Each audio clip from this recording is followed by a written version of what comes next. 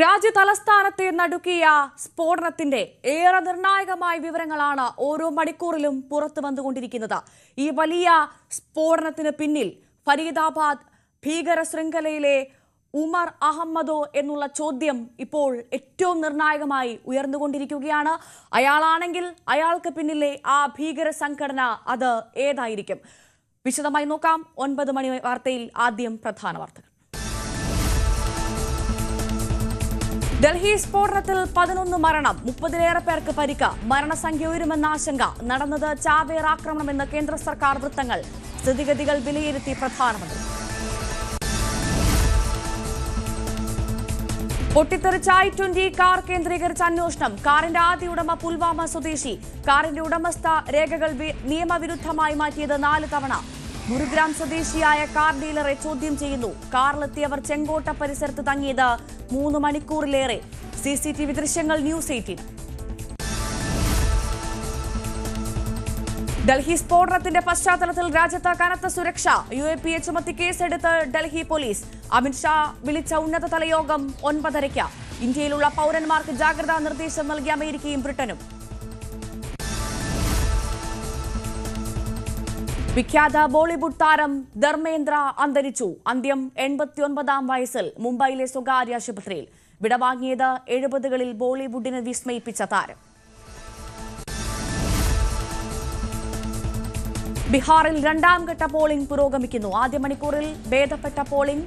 2ാം ഘട്ടത്തിൽ വിധിയെഴുതുന്നത് 122 മണ്ഡലങ്ങൾ. ബീഹാറിൽ കർശന സുരക്ഷ.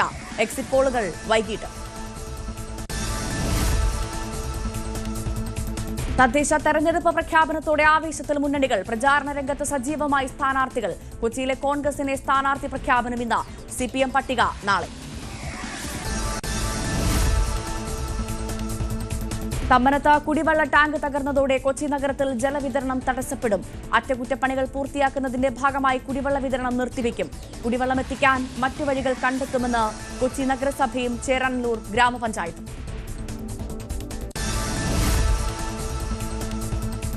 തിരുവനന്തപുരം മെഡിക്കൽ കോളേജിൽ അപ്രതീക്ഷിത സന്ദർശനം നടത്തിയ ആരോഗ്യമന്ത്രി. ട്രെയിനിൽ ആക്രമണം നേരിട്ട ശ്രീകുട്ടിയെയും കുടുംബത്തെയും മന്ത്രി കണ്ടു.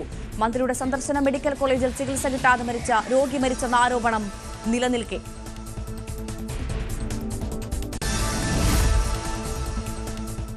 ബോളിവുഡ് ഇതിഹാസ താരം ധർമ്മേന്ദ്ര അന്തരിച്ചു. വാർദ്ധക്യ സഹജമായ അസുഖത്തെ തുടർന്ന് 89-ാം വയസ്സിലായിരുന്നു അന്ത്യം. മുംബൈയിലെ സ്വകാര്യ ആശുപത്രിയിൽ ചികിത്സയിലായിരുന്നു. അജയ് സുധാ ബിജു വിവരങ്ങളുമായി ചേർന്നു. അജയ്, 70-കളിൽ ബോളിവുഡിനെ നയിച്ച നായകൻ തന്നെയാണ് വിടവാങ്ങിയത്. അതെ ഭവ്യ, ബോളിവുഡിനെ സംബന്ധിച്ച് പൗരുഷത്തിൻ്റെ പ്രതീകമായ ബോളിവുഡിൻ്റെ ഹീമാൻ എന്നറിയപ്പെട്ടിരുന്ന ഒരു ഹ്യൂജ് ആക്ടറാണ് ഇപ്പോൾ വിടവാങ്ങിയിരിക്കുന്നത്. തീർച്ചയായിട്ടും ബോളിവുഡിനെ സ്നേഹിക്കുന്ന ഹിന്ദി സിനിമകൾ കാണുന്ന പ്രേക്ഷകരെ സംബന്ധിച്ച് ഇതൊരു തീരാ നഷ്ടം തന്നെയാണ്. അദ്ദേഹത്തിൻ്റെ സിനിമകൾ കണ്ടു വളർന്ന, അദ്ദേഹത്തെ ആരാധിച്ച് വളർന്ന ഒരു തലമുറ തന്നെ ഇന്ന് നമുക്ക് ചുറ്റുമുണ്ട്. ഇപ്പോൾ തീർച്ചയായിട്ടും അത്തരക്കാർക്ക് ഇപ്പോൾ ഒരു വലിയ നൊസ്റ്റാൾജിയ നൽകുന്ന താരമാണ്. അദ്ദേഹത്തിൻ്റെ സിനിമകളിലെ പാട്ടുകളാണെങ്കിലും അദ്ദേഹത്തിൻ്റെ ചിത്രങ്ങളിലെ വേഷങ്ങളാണെങ്കിലും അതെല്ലാം ഒരുപാട് അധികം നെഞ്ചിലേറ്റിയ ഒരു ജനതയാണ് ഇന്ന് നമുക്ക് ചുറ്റുമുള്ളത്. അതിപ്പോൾ യാദവ് കി ബാരാത്തിലുള്ള വേഷമാണെങ്കിലും അതുപോലെ തന്നെ ഷോലയിലുള്ള വേഷമാണെങ്കിലും ഷോലെ ചിത്രത്തിലുള്ള ആ വേഷമെല്ലാം അത് തിയേറ്ററുകളിൽ വലിയ ഒരു ആഘോഷമാക്കിയിരുന്നു. ഇപ്പോൾ ആ ചിത്രം ഇപ്പോൾ വീണ്ടും റിലീസ് ചെയ്തപ്പോഴൊക്കെ അതിൻ്റെ ധർമ്മേന്ദ്രയുടെ സീനൊക്കെ തിയേറ്ററിൽ വലിയ ആഘോഷമാക്കുന്ന ഒരു കാഴ്ചകളെല്ലാം നമ്മൾ ഇപ്പോൾ തന്നെ ഇന്നത്തെ സോഷ്യൽ മീഡിയ യുഗത്തിൽ തന്നെ നമുക്ക് കാണാമായിരുന്നു. 89-ാം വയസ്സിലും അദ്ദേഹം സാമൂഹ്യ മാധ്യമങ്ങളിലും വളരെ സജീവമായിരുന്ന ഒരു വ്യക്തിയാണ്. അദ്ദേഹം ഇൻസ്റ്റാഗ്രാമിൽ ഉൾപ്പെടെ തൻ്റെ വീഡിയോകൾ പങ്കുവെക്കുമായിരുന്നു. താൻ ട്രാക്ടർ ഓടിക്കുന്ന വീഡിയോ, അതുപോലെ തന്നെ സിനിമയുടെ ഷൂട്ടിംഗ് ലൊക്കേഷനുകളിൽ നിന്നുള്ള രസകരമായിട്ടുള്ള വീഡിയോകൾ, ഇതെല്ലാം അദ്ദേഹം പങ്കുവെക്കുമായിരുന്നു. ഇപ്പോൾ ഇനി അദ്ദേഹത്തെ ബിഗ് സ്ക്രീനിൽ കാണാനുള്ള ഒരു അവസരം ഈ വർഷത്തെ ഡിസംബറിൽ റിലീസ് ചെയ്യുന്ന 21 എന്ന് പറയുന്ന സിനിമയോടുകൂടി അവസാനിക്കും. അതോടുകൂടി വലിയൊരു തിരശീല ഇവിടെ വീഴുകയാണ്. അദ്ദേഹത്തിൻ്റെ ജീവിതത്തിലെ വലിയൊരു കരിയറിൽ 300-ലധികം ചിത്രങ്ങളിൽ അഭിനയിച്ച ഒരു വലിയ താരമാണ്. 2012-ൽ രാജ്യം പത്മഭൂഷൺ നൽകി ആദരിച്ചിട്ടുണ്ട്. അദ്ദേഹത്തിൻ്റെ നിരവധി ചിത്രങ്ങൾ മാത്രമല്ല, അദ്ദേഹം ഒരു രാഷ്ട്രീയ പ്രവർത്തകനായിരുന്നു. അതുപോലെ തന്നെ ഇപ്പോൾ അദ്ദേഹത്തിൻ്റെ ഒരു കരിയർ എടുത്ത് നോക്കുകയാണെങ്കിൽ തന്നെ ഇപ്പോൾ ഫിലിം ഫെയർ വേദികളിലാണെങ്കിലും മറ്റ് വേദികളിലാണെങ്കിലും ആണെങ്കിലും എല്ലാം അദ്ദേഹം നിറഞ്ഞു നിന്നിരുന്നു. അദ്ദേഹത്തിൻ്റെ ഇപ്പോൾ അടുത്തിടെ റീസെൻ്റ്ലി പുറത്തിറങ്ങിയ തേരി ബാത്തോമേ ഉൾജാ ജിയ എന്ന് പറയുന്നത് ചിത്രമാണെങ്കിലും അതുപോലെ റോക്കിയോ റാണിക്ക് പ്രേം കഹാനി, ഈ 2 ചിത്രങ്ങളിലും അദ്ദേഹം ഒരു പ്രധാന റോളിൽ തന്നെ അഭിനയിച്ചിരുന്നു. ആ ചിത്രങ്ങളിലെല്ലാം നമുക്ക് അദ്ദേഹത്തിൻ്റെ ആരോഗ്യസ്ഥിതി കാണുമ്പോൾ തന്നെ അറിയാം അദ്ദേഹം ഒരു ക്ഷീണിതനായിരുന്നു. എന്നാൽ ആ ചിത്രങ്ങളിൽ അദ്ദേഹത്തിൻ്റെ ആ ഒരു പ്രായത്തിന് കണക്കാക്കിയിട്ടുള്ള വേഷം, പ്രത്യേകിച്ച് റോക്കിയോ റാണിക്ക് പ്രേം കഹാനി, അതിലൊക്കെ ഒരു പഴയ 60കളിൽ അല്ലെങ്കിൽ 70കളിൽ കണ്ട ആ പഴയ ധർമ്മേന്ദ്രയുടെ ഒരു അംശം തിരിച്ചു കിട്ടി. അതിലെ അദ്ദേഹത്തിൻ്റെ പഴയ റൊമാൻറ്റിക് ഹീറോയൊക്കെ വീണ്ടും കാണാൻ ആ ചിത്രത്തിലൂടെ നമുക്കൊരു അവസരം കിട്ടിയതായിരുന്നു. അപ്പോൾ അങ്ങനെ ഇപ്പോൾ ഈ പ്രായത്തിൽ വരെ ഇത്രയധികം സോഷ്യൽ മീഡിയയിലാണെങ്കിലും അല്ലാതെയൊക്കെ ആക്റ്റീവായിട്ട് നിന്ന ഒരു താരമായിരുന്നു. റെസ്പിറേറ്ററി അസുഖങ്ങളെ തുടർന്നായിരുന്നു അദ്ദേഹത്തിൻ്റെ മരണമെന്നാണ് അറിയാൻ സാധിക്കുന്നത്. മുംബൈയിലെ ബ്രീച്ച് കാൻഡി ആശുപത്രിയിൽ വെച്ചായിരുന്നു ഈ മരണം. അദ്ദേഹം ഇന്നലെ മുതൽ തന്നെ അത്യാസന്ന നിലയിൽ ചികിത്സയിലായിരുന്നു. ഹേമമാലിനി, ബോളിവുഡ് ആക്ട്രസ് ആയിട്ടുള്ള ഹേമമാലിനിയാണ് ഭാര്യ. അതുപോലെ തന്നെ സണ്ണി ഡിയോൾ, ബോബി ഡിയോൾ അടക്കം 6 മക്കൾ അദ്ദേഹത്തിനുണ്ട്. അപ്പോൾ എല്ലാവരും ആശുപത്രിയിൽ അദ്ദേഹത്തിനോടൊപ്പം ഉണ്ടായിരുന്നു. എന്തായാലും ഒരു ബോളിവുഡിലെ വലിയൊരു യുഗത്തിനാണ് അന്ത്യം കുറിച്ചിരിക്കുന്നത്. നമുക്ക് ഒരിക്കലും മറക്കാനാകാത്ത ഒരു താരം തന്നെയാണ്. അജയ് സുധാ ബിജു ആണ് വിവരങ്ങൾ നൽകിയത്. നമ്മൾ വളരെ പ്രധാനപ്പെട്ട വാർത്തയിലേക്ക് പോകുന്നു. രാജ്യ തലസ്ഥാനത്തെ നടുക്കിയ സ്ഫോടനത്തിൽ മരിച്ചവരുടെ എണ്ണം 11ആയി. തിങ്കളാഴ്ച വൈകിട്ടോടെ ചെങ്കോട്ടയ്ക്ക് മുന്നിലുണ്ടായ സ്ഫോടനത്തിൽ 30ഓളം പേർക്ക് പരിക്കുണ്ട്. റെഡ് ഫോർട്ട് മെട്രോ സ്റ്റേഷന്റെ 1ഉം 4ഉം ഗേറ്റുകൾക്കിടയിലെ റോഡിലാണ് വൈകുന്നേരം 6:52 സ്ഫോടനമുണ്ടായത്. ഹരിയാന രജിസ്ട്രേഷനിലുള്ള i20 കാറാണ് പൊട്ടിത്തെറിച്ചത്. ഈ വാഹനത്തിന്റെ ഉടമയടക്കം കസ്റ്റഡിയിലാണ്. ഹരിയാനയിൽ പിടിയിലായ ഡോക്ടർമാർക്ക് ഈ സ്ഫോടനവുമായി ബന്ധമുണ്ടോ എന്ന് പരിശോധിക്കുകയാണ് നിലവിൽ. UAPA പ്രകാരം NIA ആണ് കേസ് അന്വേഷിക്കുന്നത്. എന്താണ് യഥാർത്ഥത്തിൽ സംഭവിച്ചത് എന്ന് നമുക്കൊന്ന് തുടക്കത്തിൽ വിശദമായി പരിശോധിക്കാം. തുടക്കത്തിൽ പറഞ്ഞതുപോലെ തന്നെ കൃത്യം 6:54 ആദ്യ ആക്രമണം ഉണ്ടാകുന്നത്. ഡൽഹിയിൽ ഇപ്പോൾ അതീവ ജാഗ്രതയാണ്. പ്രധാന കേന്ദ്രങ്ങൾക്ക് CISF സുരക്ഷ ഏർപ്പെടുത്തിയിട്ടുണ്ട്. പ്രധാനമായും Delhi metro, Red Fort, government buildings, IGI airport, ഇവിടങ്ങളിലൊക്കെ സുരക്ഷ കർശനമാക്കിയിട്ടുണ്ട്. പഴുതടച്ചുള്ള അന്വേഷണങ്ങളിൽ ആണ് ഏജൻസികളെന്നാണ് നമുക്ക് മനസ്സിലാകുന്നത്. ഡൽഹിയിൽ മാർക്കറ്റുകൾ അടയ്ക്കാനുള്ള നിർദ്ദേശം ഇന്നലെ മുതൽ നൽകിയിരുന്നു. എല്ലാ വശങ്ങളും കൃത്യമായി പരിശോധിക്കുമെന്നാണ് കേന്ദ്ര ആഭ്യന്തരമന്ത്രി അമിത്ഷാ അടക്കം പറഞ്ഞത്. ഇന്നലെ പരിക്കേറ്റവരെ അടക്കം ആശുപത്രിയിലെത്തി അമിത്ഷാ സന്ദർശിച്ചിരുന്നു എന്നുള്ളത് ഏറ്റവും പ്രധാനപ്പെട്ട കാര്യം. ഇതുമായി ബന്ധപ്പെട്ട് ദുരൂഹതകൾ ഏറെയാണ്. ദുരൂഹതകൾ വർദ്ധിക്കാനുള്ള സാഹചര്യവും നിരവധി സംഭവ വികാസങ്ങൾ ഇതുമായി ബന്ധപ്പെട്ട് കൂട്ടിവായിക്കേണ്ടതുണ്ട്. അതുകൊണ്ട് തന്നെ ഇത് ദുരൂഹതകൾ വർദ്ധിക്കാനുള്ള ഒരു സാധ്യത കൂടുതലായി കാണുന്നുണ്ട്. ഈ സംഭവവുമായി ബന്ധപ്പെട്ട് നമ്മളൊന്ന് പരിശോധിക്കുമ്പോൾ 6:52 കൃത്യമായി ഈ സ്ഫോടനമുണ്ടായത്. ചെങ്കോട്ടയ്ക്ക് സമീപമുള്ള ട്രാഫിക് സിഗ്നലിലേക്ക് ഒരു കാർ എത്തുന്നു. 2-3 ആളുകൾ കാറിൽ ഉണ്ടായിരുന്നു എന്നാണ് തുടക്കം മുതൽ ദൃക്സാക്ഷികൾ നൽകിയ വിവരം. പക്ഷേ ഇപ്പോൾ ഏറ്റവും ഒടുവിലായി ഡ്രൈവിംഗ് സീറ്റിൽ ഉണ്ടായിരുന്ന ആൾ മാത്രമാണ്, ഡ്രൈവിംഗ് സീറ്റിൽ ഒരാൾ മാത്രമേ ഉണ്ടായിരുന്നുള്ളൂ എന്നതിലേക്കും കാര്യങ്ങൾ എത്തുന്നുണ്ട്. അവിടെ ഒരു സംഭവം. അതിനുശേഷം കാറ് മെല്ലെ മുന്നോട്ട് നീങ്ങുന്നു, പെട്ടെന്ന് പൊട്ടിത്തെറിക്കുന്നു. ഇതാണ് സംഭവിച്ചത്. പൊട്ടിത്തെറിച്ചത് ഹ്യുണ്ടായി i20 എന്ന കാറാണ്. ഉഗ്രസ്ഫോടനത്തിൽ സമീപത്തെ വാഹനങ്ങൾക്ക് തീപിടിക്കുന്നു. ഡൽഹി ഫയർഫോഴ്സ് 25 യൂണിറ്റ് സ്ഥലത്തേക്ക് എത്തുന്നു. 7:30 അഗ്നിശമന സേന തീ കെടുത്തുന്നു. സംഭവസ്ഥലത്ത് ചിന്നിച്ചിതറിയ മനുഷ്യശരീരങ്ങൾ. ഇതാണ് ആ ഒരു സമയത്ത് സംഭവിച്ചത്. പിന്നീട് അങ്ങോട്ട് പരിക്കേറ്റവരുമായി വാഹനങ്ങൾ ആശുപത്രിയിലേക്ക് പോകുന്ന കാഴ്ചയാണ്. ഭീകരാക്രമണം എന്ന സംശയം ബലപ്പെടുന്നു എന്നതാണ് നിലവിൽ സംഭവിച്ചത്. നമുക്ക് ഇതുമായി ബന്ധപ്പെട്ട കൂടുതൽ വിശദാംശങ്ങൾ അറിയേണ്ടതുണ്ട്. അഭിലാഷ് രാധാകൃഷ്ണനും MG മിഥുനും വിവരങ്ങളുമായി ചേരുന്നു. ആദ്യം അഭിലാഷിലേക്ക്. അഭിലാഷ്, നിലവിൽ ഏറ്റവും പുതിയ വിവരം അതെന്തൊക്കെയാണ്?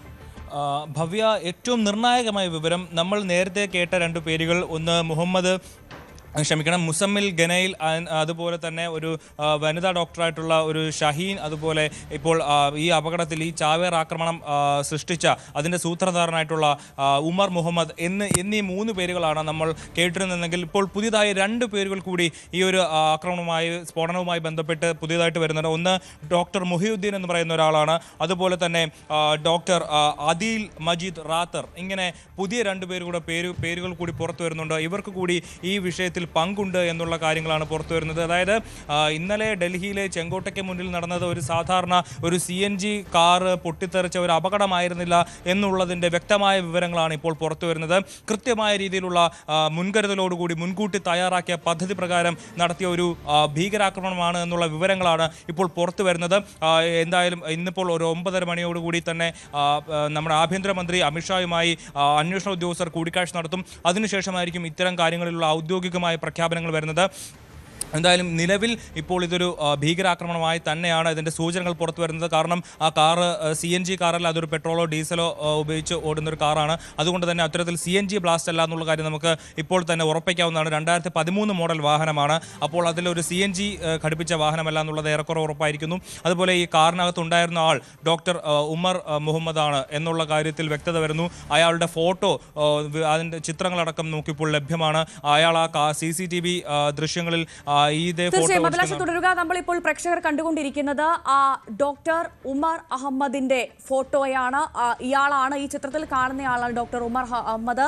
ഫരീദാബാദ് ഭീകര ശൃംഖലയിലെ കണ്ണി എന്ന് ഉദ്യോഗസ്ഥർ സംശയിക്കുന്ന ഡോക്ടർ ഉമർ അഹമ്മദിന്റെ ഫോട്ടോയാണ് ഇപ്പോൾ പ്രേക്ഷകർ കണ്ടുകൊണ്ടിരിക്കുന്നത്. ഇയാളാണ് ആ കാർ ഓടിച്ചത് എന്ന് ഇപ്പോൾ സ്ഥിരീകരിക്കാത്ത വിവരം പുറത്തു വരുന്നുണ്ട്. ഇയാളാണോ എന്ന കാര്യത്തിൽ അന്വേഷണം നടക്കുകയാണ്. ഇതുമായി ബന്ധപ്പെട്ട DNA പരിശോധനകൾ നടക്കുന്നു എന്നതാണ് ഏറ്റവും ഒടുവിൽ നമുക്ക് ലഭ്യമാകുന്ന വിവരം. എന്തായാലും ഇതിന് പിന്നിൽ വലിയൊരു സംഘമുണ്ട് എന്നതിലേക്ക് അന്വേഷണ സംഘത്തിന്റെ സംശയം പോകുന്നുണ്ട്. ഇന്നലെ നമ്മൾ കണ്ടതാണ്, ഫരീദാബാദിൽ ഒരു ഡോക്ടർ അറസ്റ്റിലാകുന്നു. കിലോ കണക്കിന് സ്ഫോടക വസ്തുക്കളുമായിട്ടാണ് ആ ഡോക്ടർ അറസ്റ്റിലാവുന്നത്. അയാൾക്കൊപ്പമുള്ള അയാളുടെ ശൃംഖലയിലെ തന്നെ പ്രധാനിയാണോ ഈ വലിയ ഭീകരാക്രമണത്തിന് പിന്നിൽ? ഭീകരാക്രമണം എന്ന കാര്യത്തിൽ സ്ഥിരീകരണമായിട്ടില്ല, എന്നാൽ പോലും അതിലേക്ക് സംശയിക്കുന്ന, വിരൽ ചൂണ്ടുന്ന ഈ വലിയ സ്ഫോടനത്തിന് പിന്നിൽ ഇയാളാണോ, ഈ ഫോട്ടോയിൽ കാണുന്ന ആളാണോ എന്നതിലേക്കാണ് ഇപ്പോൾ കാര്യങ്ങൾ പോകുന്നത്. ഇപ്പോഴും ഔദ്യോഗിക സ്ഥിരീകരണം നടത്തേണ്ടത് സർക്കാർ വൃത്തങ്ങളാണ്, ഔദ്യോഗിക വൃത്തങ്ങളാണ്. പക്ഷെ അപ്പോൾ പോലും ഇയാൾക്ക് ഇതിന് പിന്നിൽ പങ്കുണ്ടോ, ഉമർ അഹമ്മദ് ആണോ ഈ സ്ഫോടനത്തിന് പിന്നിൽ എന്നതിലേക്കാണ് ഇപ്പോൾ അന്വേഷണം പോകുന്നത്. അഭിലാഷൻ തുടരാം. ഭവ്യ, ഇപ്പോൾ ഈ വിഷയവുമായി ബന്ധപ്പെട്ട് നിലവിൽ doctor Muhiyuddin, doctor Shaheen, Muzammil Ganail, doctor Adil ഇവർക്ക് പുറമെ ഹരിയാനയിലെ ഒരു ഇമാമും കൂടെ, ഒരു പള്ളിയിലെ ഇമാമായിട്ടുള്ള ഇർഫാൻ അഹമ്മദ് എന്ന ആളും കൂടി പോലീസിൻ്റെ കസ്റ്റഡിയിലുണ്ട്. ഇവരെ ചോദ്യം ചെയ്തു വരികയാണ്. ആദ്യത്തെ ഈ മുസമ്മൽ ഗനൈലിനെ പിടികൂടുന്നതിന് ശേഷമാണ് ഡോക്ടർ ഷഹീൻ എന്ന് പറയുന്ന ഒരു വനിതാ ഡോക്ടറെ പിടികൂടുന്നത്. അവർക്ക് കൂടി ഇതിൽ പങ്കുണ്ടെന്ന് വ്യക്തമാക്കുന്നു. അവരുടെ വാഹനം പരിശോധിക്കുമ്പോഴാണ് ഒരു AK കിർണോക്കോ എന്ന് പറയുന്ന ഒരു റൈഫിൾ കിട്ടുന്നത്. അതുപോലെ പിസ്റ്റളുണ്ട്, തിരനിറച്ച പിസ്റ്റളുണ്ട്, അതുപോലെ 2 കാട്രിഡ്ജ് ബുള്ളറ്റ് ഉണ്ട്. അങ്ങനെ അത്തരത്തിൽ ഈ മുസമ്മൽ ഗനൈലിനെ അറസ്റ്റ് ചെയ്യുന്നു. അവളെ ചോദ്യം ചെയ്യുമ്പോൾ അയാളുടെ മൊബൈൽ ഫോൺ പരിശോധിക്കുമ്പോൾ ഡോക്ടർ ഷഹീൻ എന്ന് പറയുന്ന മറ്റൊരാളെ അറസ്റ്റ് ചെയ്യുന്നു. അതുപോലെ അപ്പോൾ ആ സമയത്താണ് ഡോക്ടർ ഉമർ അഹമ്മദ് എന്ന് പറയുന്ന ആളുടെ ഇവരുടെ കൂട്ടത്തിലുള്ള ആളുടെ വിവരങ്ങൾ ലഭിക്കുന്നത്. അയാൾക്കുള്ള തെരച്ചിൽ നടത്തുന്നതിനിടെയാണ് ഇത്തരത്തിൽ ചെങ്കോട്ടയ്ക്ക് മുന്നിൽ ഇത്തരത്തിലൊരു വലിയ ദാരുണമായ ഒരു സ്ഫോടനം ഉണ്ടാകുന്നത്. അതിനുശേഷം ഇപ്പോൾ CCTV ക്യാമറകൾ പരിശോധിക്കുമ്പോഴാണ് ഈ പോലീസ് തേടിക്കൊണ്ടിരുന്ന ഡോക്ടർ ഉമർ മുഹമ്മദാണ് ഈ സ്ഫോടനത്തിന് കാരണമായ വാഹനം ഓടിച്ചത് എന്നുള്ള സംശയം രൂപപ്പെടുന്നു. അങ്ങനെയാണ് അയാളുടെ ചിത്രങ്ങൾ എടുക്കുന്നതും ഇപ്പോൾ നമ്മൾ സ്ക്രീനിൽ കാണുന്ന ഈ ഉമർ മുഹമ്മദ് നമ്മൾ കരുതുന്ന ആളുടെ ചിത്രങ്ങൾ പുറത്തു വരുന്നതും. അതിനുശേഷം നടത്തിയ ശക്തമായ രീതിയിലുള്ള അന്വേഷണം നടത്തുമ്പോഴാണ് ഗുജറാത്തിലെ SIT, ഗുജറാത്തിൽ നിന്ന് ഡോക്ടർ മുഹിയുദ്ദീൻ എന്ന് പറയുന്ന ആളെ ഗുജറാത്തിലെ സ്പെഷ്യൽ അന്വേഷണ സംഘം അറസ്റ്റ് ചെയ്യുന്നത്. അങ്ങനെ ഒരു വലിയ ഒരു കണ്ണി ഇതിൻ്റെ പിന്നിലുണ്ട്, ഈ ഒരു ആക്രമണത്തിന് പിന്നിലുണ്ടെന്നുള്ള ശക്തമായ തെളിവുകൾ പുറത്തു വരുന്നു എന്നുള്ളതാണ് ഏറ്റവും പ്രധാനപ്പെട്ട വിവരം. ഇതിൽ ഇവർക്ക് പോലീസിൻ്റെ പ്രാഥമിക നിഗമനം എന്ന് പറയുന്നത് ഇവർക്ക് ജെയ്ഷെ മുഹമ്മദുമായിട്ടുള്ള പാകിസ്ഥാനിലെ ബഹാവൽപൂരിൽ പ്രധാനമായും കേന്ദ്രീകരിച്ച് പ്രവർത്തിക്കുന്ന ജെയ്ഷെ മുഹമ്മദിന് ഓപ്പറേഷൻ സിന്ദൂർ വഴി ഇന്ത്യൻ സേന തിരിച്ചടി കൊടുത്ത് തകർത്ത് കളഞ്ഞ ജെയ്ഷെ മുഹമ്മദിന് ഈ ഒരു ഇതിൽ പങ്കുണ്ടെന്നുള്ളതാണ് പ്രാഥമികമായി ഡൽഹി പോലീസ് നിരീക്ഷിക്കുന്നതെന്ന് നമുക്ക് മനസ്സിലാക്കുന്നത്. എന്നാൽ ആ കാര്യത്തിൽ ഒരു വ്യക്തത, ഔദ്യോഗികമായ സ്ഥിരീകരണം വരേണ്ടതുണ്ടെങ്കിൽ പോലും ലഭിക്കുന്ന വിവരങ്ങൾ ഇത്തരത്തിലാണ്. അതായത് ഇതിൽ 2560 കിലോ അമോണിയം നൈട്രേറ്റ് ആണ് ഇവർ സൂക്ഷിച്ചിരുന്നത്. അതാണ് ഇന്നലെ പോലീസ് പിടികൂടിയത് ഹരിയാനയിലെ ഫരീദാബാദിൽ നിന്ന്. നമ്മൾ ശ്രദ്ധിക്കണം, ഹരിയാനയിലെ ഫരീദാബാദിൽ ഇവർ സ്ഫോടക വസ്തുക്കൾ സൂക്ഷിക്കുന്നു, അവിടെ താമസിക്കുന്നു, ഡൽഹിയിൽ ബ്ലാസ്റ്റ് നടത്തുന്നു, അതിൽ കൂട്ടത്തിൽ ഒരാൾ ഗുജറാത്തിൽ നിൽക്കുന്നു. അങ്ങനെ നോർത്ത് ഇന്ത്യയിലെ വിവിധ പ്രദേശങ്ങളിൽ പലയിടത്തായിട്ടാണ് ഇവർ പ്രവർത്തിക്കുന്നത്. അതായത് പലയിടങ്ങളിൽ ഇവർ ഇത്തരം ബോംബുകൾ സ്വന്തമായി IED എന്ന് പറയുന്നത് നമുക്ക് ആർക്ക് വേണമെങ്കിലും അത് ഉണ്ടാക്കാൻ അറിയാവുന്ന ആൾക്ക് അതിൻ്റെ സാമഗ്രികൾ ഉണ്ടെങ്കിൽ വീട്ടിൽ വെച്ച് ഉണ്ടാക്കി അത് എവിടെ വേണോ കൊണ്ടെത്തിച്ച് പൊട്ടിക്കാൻ കഴിയുന്ന ഒരു സാധനമാണ് ഈ IED എന്ന് പറയുന്നത്. അത് പലയിടത്തായി സൂക്ഷിച്ച് അവിടെ നിർമ്മിച്ച് അത് രാജ്യത്തെ പലയിടങ്ങളിൽ സ്ഫോടനം നടത്താനായിട്ട് ഇവർ പദ്ധതി ഇട്ടിരുന്നു എന്നുള്ളതാണ് ഏറ്റവും പ്രധാനപ്പെട്ട വിവരം, ഏറ്റവും നിർണായകമായ കണ്ടെത്തൽ എന്നുള്ളതാണ്. ഇതിൽ ഏറ്റവും നിർണായകമായത് ഈ മുസമ്മിൽ ഗനൈൽ എന്ന് പറയുന്ന ആളെ പോലീസ് ഫരീദാബാദിൽ നിന്ന് അറസ്റ്റ് ചെയ്യുന്നതോടുകൂടി ഇന്നലെ രാവിലെ മുതൽ തന്നെ ഡൽഹി അടക്കമുള്ള പ്രധാനപ്പെട്ട ഇന്ത്യയുടെ കേന്ദ്രങ്ങളിലെല്ലാം വലിയ രീതിയിലുള്ള ജാഗ്രത പുറപ്പെടുവിച്ചിരുന്നു.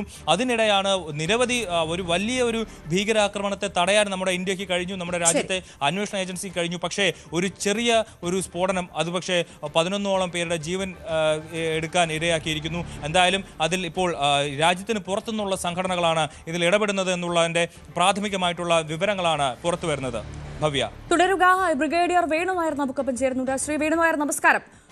ഓപ്പറേഷൻ സിന്ദൂറിന് മറുപടി നൽകും എന്ന് പറഞ്ഞത് ലഷ്കർ ഇ തോയ്ബ നേതാവാണ്. അതിന്റെ വീഡിയോ നമ്മുടെ കൺമുൻപിലുണ്ട്. ഇപ്പോഴിതാ ഇന്നലെ ഉണ്ടായ ബ്ലാസ്റ്റിൽ 11ഓളം സാധാരണക്കാരുടെ ജീവനാണ് നഷ്ടപ്പെട്ടതെന്നുള്ള ഏറെ വേദനിപ്പിക്കുന്ന ഒരു സംഭവം നമ്മുടെ മുൻപിലുണ്ട്. ഇത് കൃത്യമായ ഭീകരാക്രമണം തന്നെ എന്നതിലേക്ക് കാര്യങ്ങൾ എത്തുന്നു. ഔദ്യോഗികമായി സ്ഥിരീകരിക്കേണ്ടത് സർക്കാർ വൃത്തങ്ങൾ തന്നെയാണ്. സ്ഥിരീകരണം ഇതുവരെ ഉണ്ടായിട്ടില്ല. ഇന്നെന്തായാലും 9:30 ഉന്നതതല യോഗം ചേരുന്നുണ്ട്. അതിലൊരു സ്ഥിരീകരണം ഉണ്ടാകുമെന്ന് പ്രതീക്ഷിക്കാമോ? താങ്കൾക്ക് എന്താണ് തോന്നുന്നത്? ഇത് കൃത്യമായ ഒരു ആസൂത്രണമായി നടന്ന ഭീകരാക്രമണം തന്നെയായിരിക്കുമോ? എല്ലാവർക്കും ജയൻ. ഇന്നലെ വൈകുന്നേരം ഏതാണ്ട് സന്ധ്യാസമയത്ത് 7 മണിയോടുകൂടിയാണ് ഈ എല്ലാവരെയും നടക്കിയ ഈ ഭീകരാക്രമണം ഓൾഡ് ഡൽഹിയിലെ റെഡ് ഫോർട്ടിന്റെ അടുത്ത് നടക്കുന്നത്. അപ്പോൾ തന്നെ ഒരു വിത്തിൻ ഹാഫ് ആൻ അവർ രാജ്യം മുഴുവനും, അത് കഴിഞ്ഞിട്ട് എല്ലാ ചാനലുകളും വിവരമാധ്യമങ്ങളും എല്ലാവരും ഇത് തന്നെയാണ്, എല്ലാവരും ഉറ്റുനോക്കുന്നത് ഇതിന്റെ പിന്നിൽ ആരാണ്, ഇതിൽ എന്ത് സംഭവിച്ചു എന്നുള്ള കാര്യങ്ങളെല്ലാം. ഇത് ഒരു ഭീകരാക്രമണം ആണ് എന്ന് ഇതുവരെ ഗവൺമെന്റ് സ്ഥിരീകരിച്ചിട്ടില്ല. അതിനുള്ള ഇൻപുട്സ് നൽകുന്നത് ആക്ച്വലി NSDയുടെ ഈ ഒരു വിഭാഗമുണ്ട്, പിന്നെ FSL ഫോറൻസിക് സയൻസസിന്റെ എലിമെന്റ്സ് ഉണ്ടാവും, അതുപോലെ തന്നെ NIA നാഷണൽ ഇൻവെസ്റ്റിഗേഷൻ ഏജൻസിക്കും വിങ് ഉണ്ട്. അവരെല്ലാവരും they are on the job. വൈകുന്നേരം മുതൽ തന്നെ അവർ ഓൺ ദ ജോബ് ആണ്. അവരൊരു നിഗമനങ്ങൾ എത്തിയിട്ടുണ്ട്. അവർ ഊഹാപോഹങ്ങളെ ബന്ധിച്ചുകൊണ്ടായിരിക്കില്ല അവരുടെ നിഗമനങ്ങൾ. അവര് പ്രൊഫഷണൽസ് ആണ്. അത് ആ ഒരു ഇൻപുട്ട് കിട്ടിയിട്ട് ഹോം മിനിസ്ട്രിയും അമിത്ഷായും എല്ലാം രാഷ്ട്രത്തോട് പറയുള്ളൂ എന്താണ് ഉണ്ടായതെന്ന്. എന്തായാലും എന്താണ് ഉണ്ടായത് എന്ന ഒരു ഹിസ്റ്ററി അല്ല നമുക്ക് കൂടുതലും കൺസേൺ ആയിട്ടുള്ളത്. അതുകൊണ്ട് അതെങ്ങനെയാണെന്നുള്ളത്, ഇത് ഒരു ഭീകരാക്രമണം തന്നെയാണ് എന്ന് എൻ്റെ ഒരു മിക്കവാറും അവർ എല്ലാവരുടെയും ഒരു നിഗമനം അത് തന്നെയായിരിക്കും. ഇതിനായിട്ട് എന്തെങ്കിലും ഒരു ബന്ധമുള്ള ആളാണെങ്കിൽ. എനിക്കാണെങ്കിൽ 91 മുതൽ 2008 വരെ കാശ്മീരിൽ പല സമയങ്ങളിൽ പുൽവാമ അടക്കം എക്സ്പീരിയൻസ് ഉള്ള ആളാണ്. അപ്പൊ ഇതുപോലെ തന്നെ പുൽവാമയിൽ നടന്ന എക്സ്പ്ലോഷനും ഒരു മാരുതി 800ന്റെ അത് വാടകയ്ക്കെടുത്ത് അതിങ്ങനെ ഒരു ബോംബ് പോലെ തയ്യാറാക്കിയിട്ടാണ് നടന്നതെന്ന് നമുക്കെല്ലാവർക്കും അറിയാം.